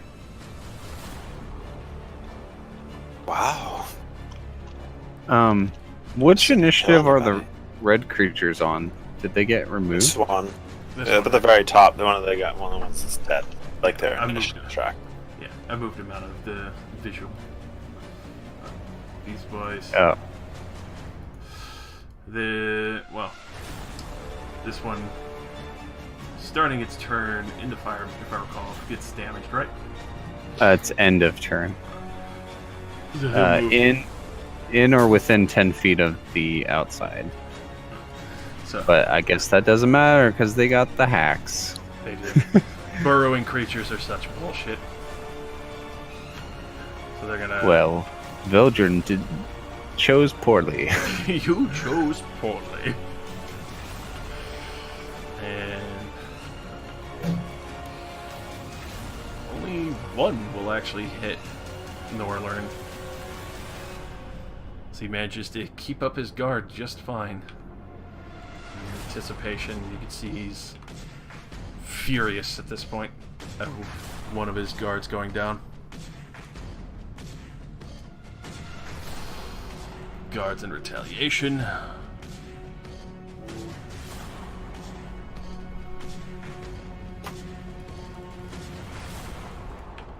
This boy.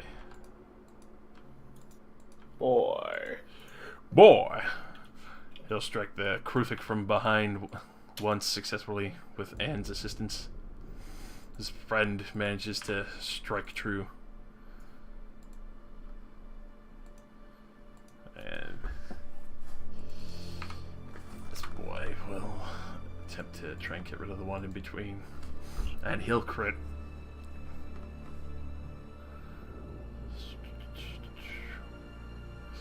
So, there, he'll roll.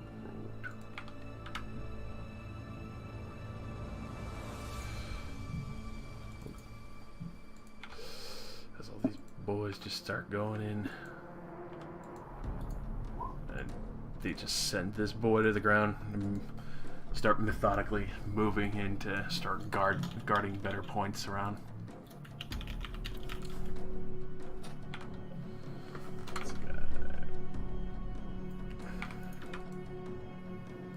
But we hired a contract to help with giant scorpions. They seem to be rather helpful.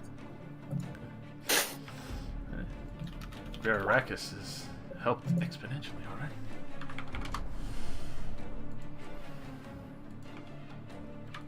If anything, they're at least drawing attention away. Mother-in-law is a scorpion.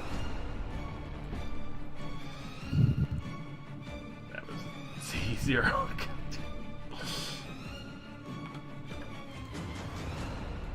1d0.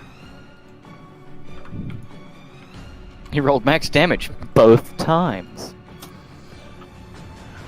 Norlern calls out like, "Everyone, strike now!" All of you get a free melee attack, scorpions included. Oh, fuck yeah. Man. Alright. Thanks, Hit Warlord. Bitch, Yeah, I'll hit right. this guy.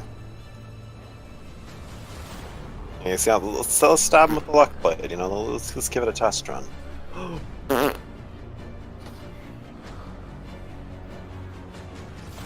God damn. Well, less damage than my other sword does. And it did also roll a natural one, but... It did. Don't you have to be wielding it, or do you have like quick draw or something? I mean, you can draw a weapon as part of the attack. Oh, Yeah. you can. You get one free item interaction. Ah, God damn. Kyron, you just sent this one into the ground. Willingly. Yeah.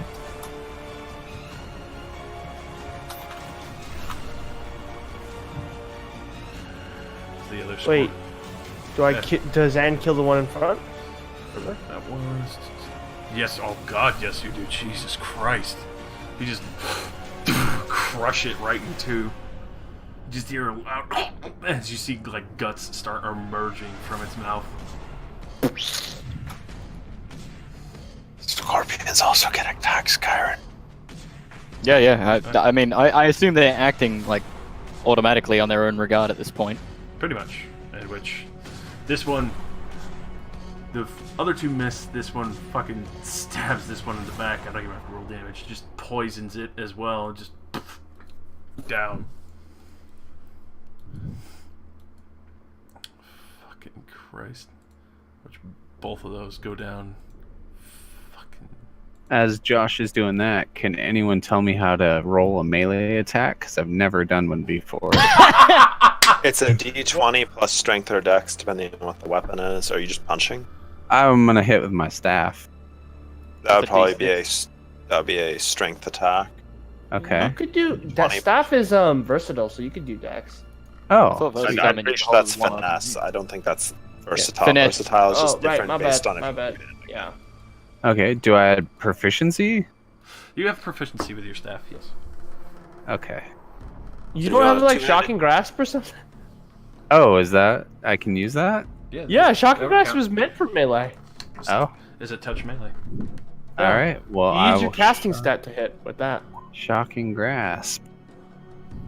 Oh, fuck yeah. grasp. Wants to hit with staff with shocking grasp. What? I mean, the one I hit's already completely fucking dead, but I might as well add some fire. It just Just starts for more fire. more green flame, just I don't feel like there's enough fire here.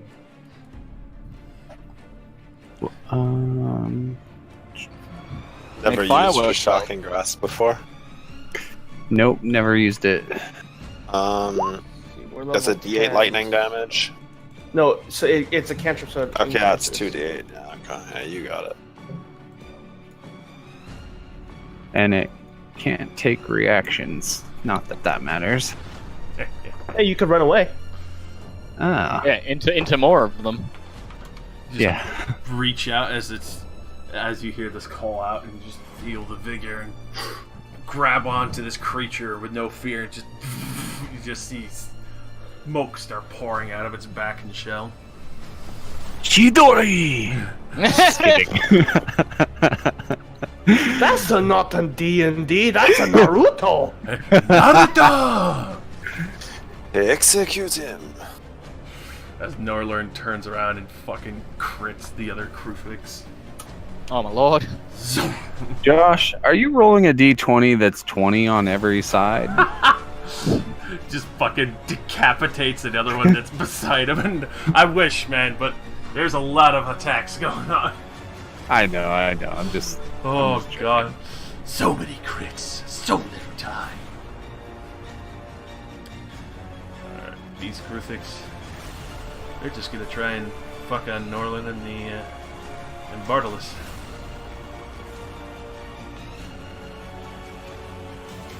Pack tactics is a very scary feature. Yeah, it is.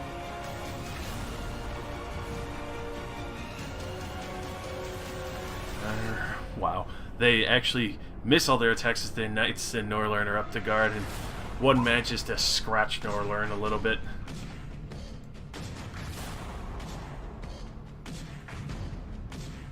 Green squad takes some damage. Takes 5 damage. You can see Norlern's barely having to guard himself. He's just nimbly stepping out of the way. You can tell that this is literally his element. And, oh yeah, roll damage as the other green squad stays in the fire. I think that was just 5d8. Oh yeah, there you are. Yep. You just fucking see them attempting to continue to fight on, distracted, not really worrying about it, and then there's another burst of flame for the firewall, just sweeps them aside, and they fall down crispin. Did Thick Boy take damage? Because, I mean, he is mentioned. Scorpions also take damage. Yeah, they would. As well. You want me to roll for them? My poor scorpions. Okay, go ahead. Oh, thank you. Yeah, a light crispin. And also, this guy, even just standing there, I forgot he would take damage. Okay, Yeah, the 15-foot out radius. roll for It's 10. But yeah. Close enough. Oops. Not that. Huh. Ignore that. Wild magic explodes out of him. Ooh, very nice. He's nice and crispy too now. Alright, Cordelia. Alright. It can live in the fire, 20 feet. And... where's the roll for this? There you go. Oh, that definitely hits. Comes cascading out of the fire. Slams right into the side and rips out a chunk.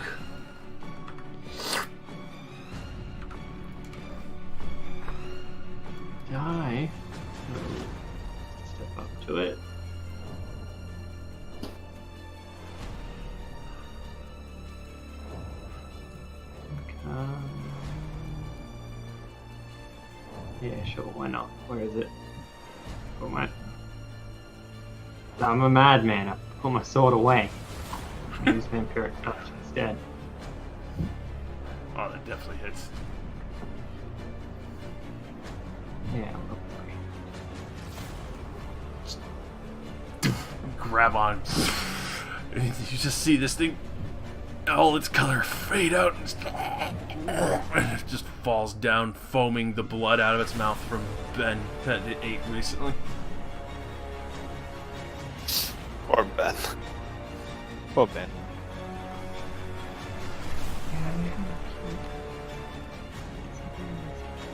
Little did he know this is the highway to hell. Really was. Why do I have a trophy on my portrait? Because you're a winner chicken dinner. I don't want to. I am like one step. So, 2, 3, 4. Very nice. Will that be all? Yeah. Killia. Barbara has shown quite combat prowess. Yeah, I'm surprised. I'd never seen her kill anything. Well, other than ghosts. Second wind! Or something. Refreshed. And I'm assuming I have advantage against this boy. He's kind of a Oh, definitely. little bit in a tiff. Luck blade. That definitely hits. Wow, what a remarkable damage. Thank you, luckily.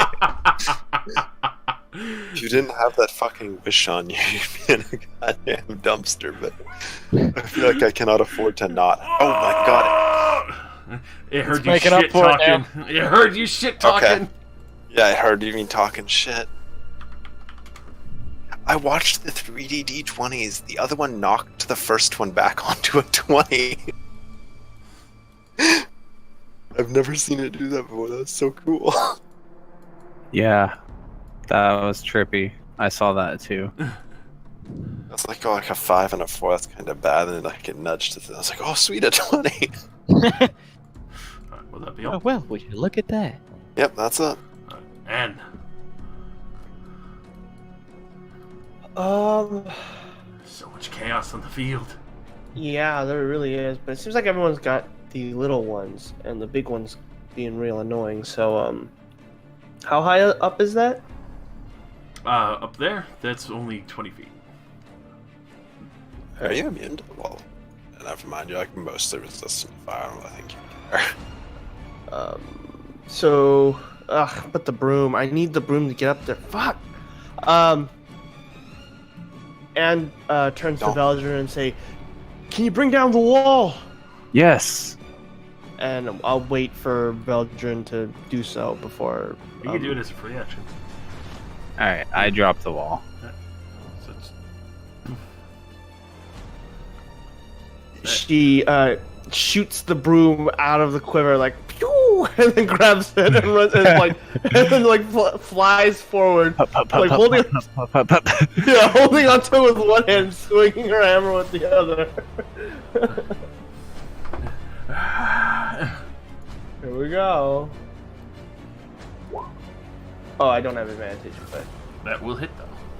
yes. And we will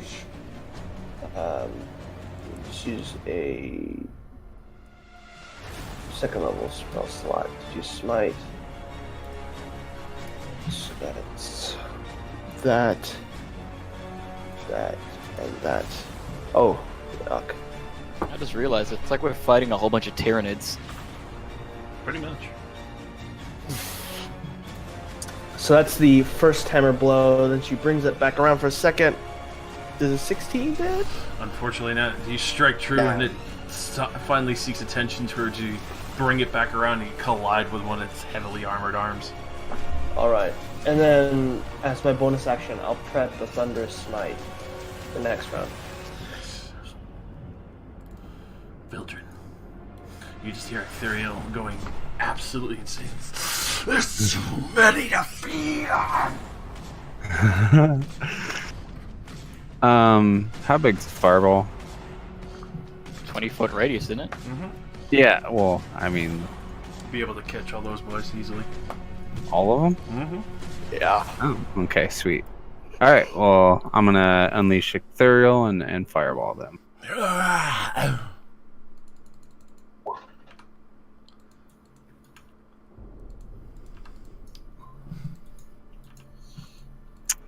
One of these days. He'll double fireball. Oh my god, those rolls though. I know, So, not very impressive. a giant explosion. Just... And then I'm gonna quick and cast Blight on the big one. Very nice. God damn.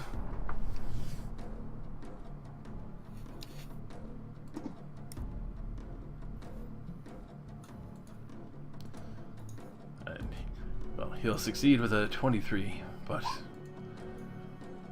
still does a hefty amount of damage to him. You can see it withering his body away. And since this thing can't take reactions, right? I can like move away from him.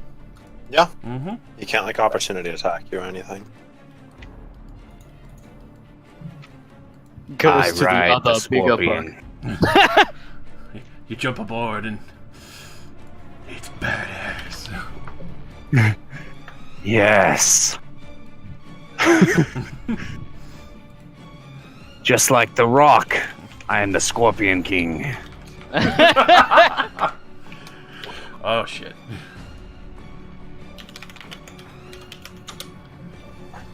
Alrighty, so this thing looking towards Anne and the other foot soldier in the giant scorpion competition. It's gonna, as you see this gout of spit build up in the back of its throat, and staring down at. Roll dexterity saving throw. Alright. Will do.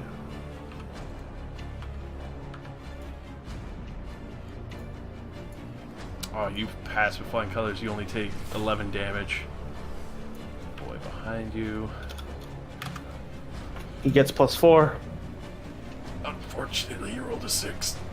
Oh boy. You get a little bit of this, but the huge neck just raises up, and you hear, and just. God damn it.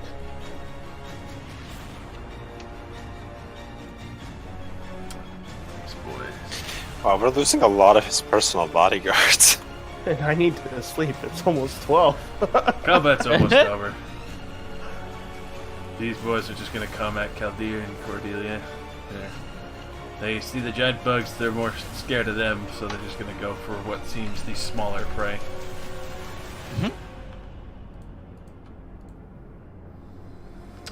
So, both will miss Cordelia and just slamming against their armor, unable to penetrate it, and the other one will hit you, Chaldea, with a 23. Stop rolling higher than my AC. No! I refuse. Well, I don't. Take 6 piercing. Ugh. Alrighty. Kyron. I'm going to command the scorpions to go and fucking lynch mob that giant one.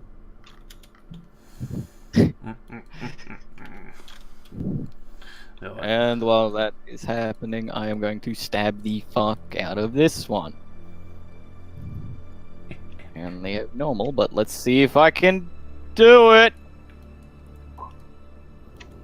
It's a done. Guess what? Take psychic damage, you little slut. So you just right through the middle, like your Matador, and then you just see his blood starts pouring out of its eyes and mouth.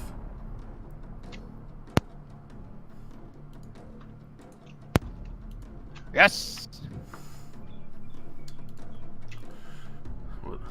Will that be all? Okay. How bad do the guards look? 2 are dead.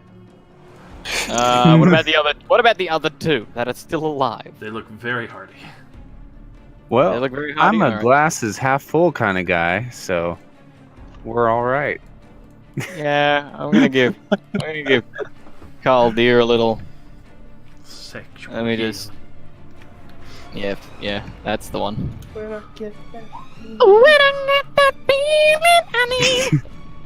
Sexual.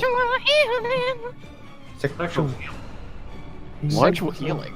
Is that better than normal healing, Kyron? Yes, it involves Mage Hand.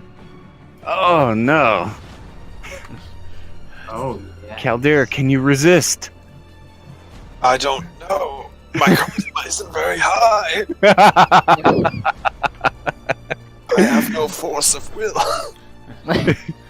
As from behind, out of nowhere, while you're playing this little ditty and healing, you suddenly feel in your back as one of them stabs you. Fuck. I've been hit. Buff removes it. She sees that ace. Did the scorpions already go, by the way? Isn't that not turn yet. after my turn? Yes. That's right. They're gonna. I told them to lynch mob the big one. I command my personal scorpion to attack. I don't think it will.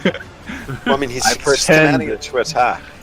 I pretend like it's under my control, and I look very confident in doing it. I don't know which one I was on. This one. This one? Yeah. Yeah, you can see a little bit of your name. Attack! Ulysses Vel. God, I don't even have to roll sneak attack damage. As she comes around, just right into the back of this one. It just drops immediately. She severs out its back. And then the other scorpions. Thank you. I've got you. Are going to commit to their Hail Mary of 9 attacks. I've got them in my sights.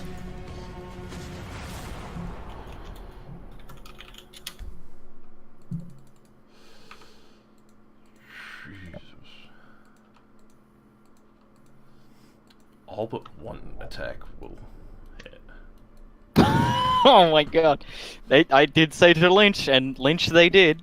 They just come in, stabbing, pincering, and ripping off legs, and fucking just, and they start pulling this fucker apart.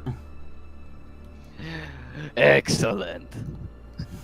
I'm going to have to use these guys more often, eh, Kaldir?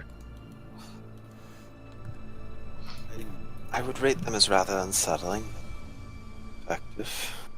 Alright, they worked for us. Much of fan effects. No, neither. But still, they work for me, so I'm not exactly concerned. And we can collect their poison for later. Norman takes a good 24 damage as they mob him.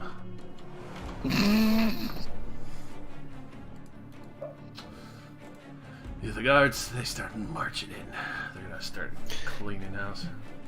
Hey, I think it was our job to protect you. Yeah, I think I vaguely remember that as well.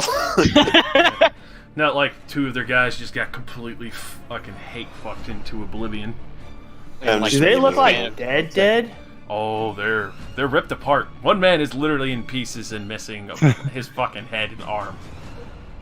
I mean... The other one's covered in acid. If you got, restoration. Anne can work with that. Fucking, There's an app for that. there's an and for that. You cover with acid, there's an and for that. Fortunately, I don't have breakdowns. But yeah, these things just fucking annihilated those 2 guards horrifically. Yeah, I only have lesser restoration. Or... I can remove poison with my own hand.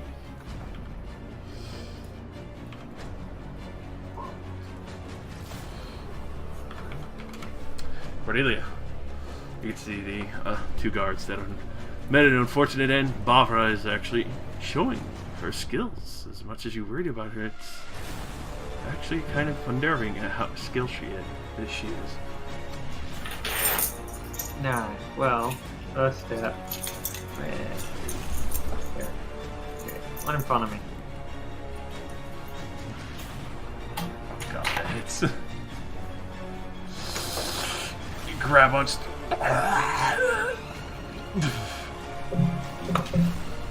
Just all the color fades, and you see blood like seeping out from where you grabbed onto it. And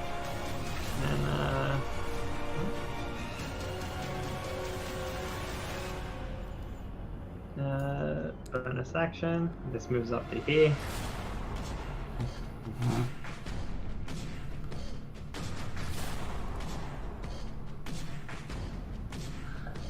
Unfortunately misses.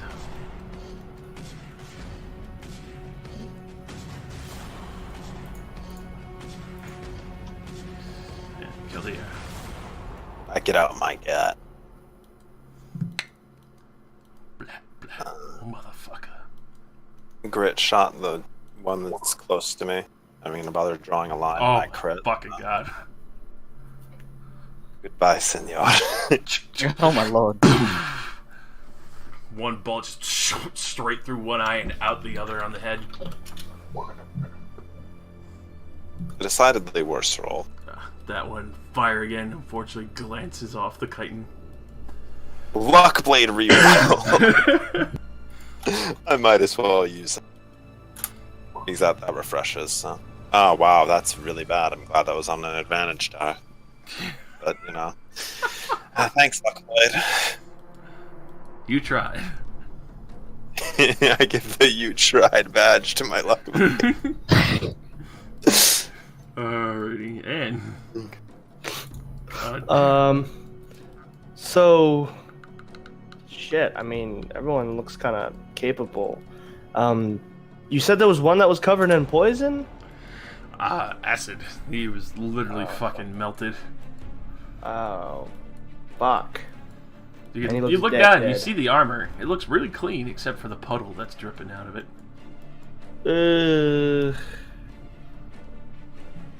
Shit.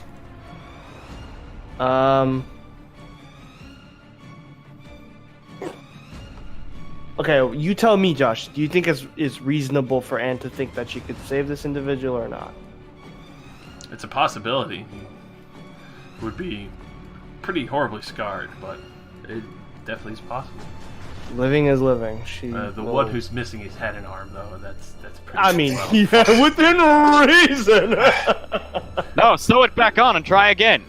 Yeah, no, for the one dripping with freaking acid, she's gonna kneel down and dump 20 lay on hands on the guy. Lay on hands of the guy. You can see that the puddle stops, but he comes back. It hurt. Hang It in hurt there. so much. Hang in there. Oh! Next turn, she's gonna use Lesser Restoration on him. Okay, well, I gotta go. Alright. Later, guys. Alright, see you, buddy. See ya. Failed you. Can I spend my turn commanding the scorpion to charge and attack? Definitely. Onward, faithful steed! Just hear that. Feel like Veldrin's having a lot of fun. Meanwhile, fucking Ectherios just like having the fucking world's biggest orgasm of fucking souls. Nice. Oh god, did Ethereal eat that fucking poor guard's soul that fucking died? He's a hungry boy. He's a growing staff. He needs more souls. Gonna spin around, look at one of these ones. Yeah. You accidentally hit like one of the guards in the back. It's like, what the fuck? Sorry. And I will command the scorpions to once again lynch mob the other two fucking lesser, the inferior insects. Veldrin goes in. Dun, dun, dun, dun, dun. Oh, I thought I was gonna give it like an extra turn on my turn, but Unfortunately, they have to go with Aw. the way they've been summoned after Chiron. Yeah. oh, I mean- that's bad. Imagine this reality you're constructing where there's like a horse and like people can get on the horse and command it to dash, jump off, and the next guy jumps on the horse, commands it to dash all in one turn. The horse actually dies from exhaustion. The horse Wow. goes like over 1,000 feet I've- in under 6 seconds, and they're just like, As the other two scorpions come around, they just grab it, just rip this thing in half like a fucking wishbone. The other one comes around, stabs its tail straight, and it starts dead. They bolt. All three of them fucking crit Oh my god. and just rip these fuckers apart. I refuse to believe that you don't have hack dice. And that is combat. I mean, that was a lot of advantage rolls, Ken. Like, all those Obviously. creatures had pack tactics. Yeah. I think the scorpions had pack tactics as well. Oh my god. They don't. I mean, considering- They just have 3 attacks, which is savage, and they're poison. Oh, dude, let me read this off, especially since it's your pet anyway. Fucking the initial stinger attack does a D10 plus 2 piercing. They make Constitution saving throw, which keep in mind on a crit that still doubles the damage because it's a crit with consistent with that attack for the poison. Mm-hmm. So if they fail it, it's a 4d10. On a crit, it's 8d10. That's pretty impressive. Jordan Yeah. Scorpions are not to be fucked with, my dude. Nah, I'm glad I summoned them and they're on our side. But much like the Wondrous figurines, they will vanish upon death, and also after you decidedly dismiss them. And it takes a week for that part of the flute to recharge. But they stay. Oh, until- so I can use the other 2 pieces of it. Mhm. Nice. Recharges in parts. That's an interesting choice. Rarakis' baby. You know, how long do they stay around for? As long as you want them until you dismiss them. Oh, holy shit! I'm keeping them around until we can't take them somewhere. They have a climb speed. We can go up cliffs with them. Fuck yeah.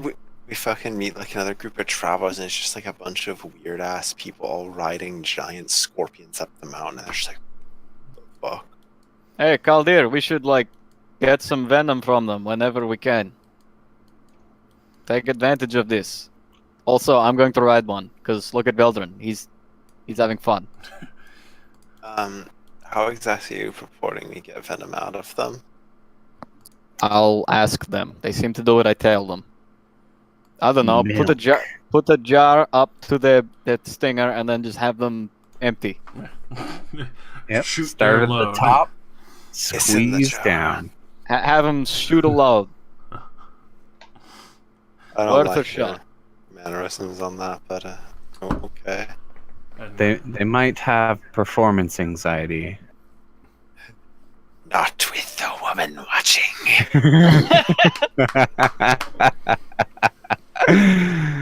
and that's a good place to leave off. Yeah. I'm gonna start riding this scorpion. He's the alpha now. He's my favorite. That's why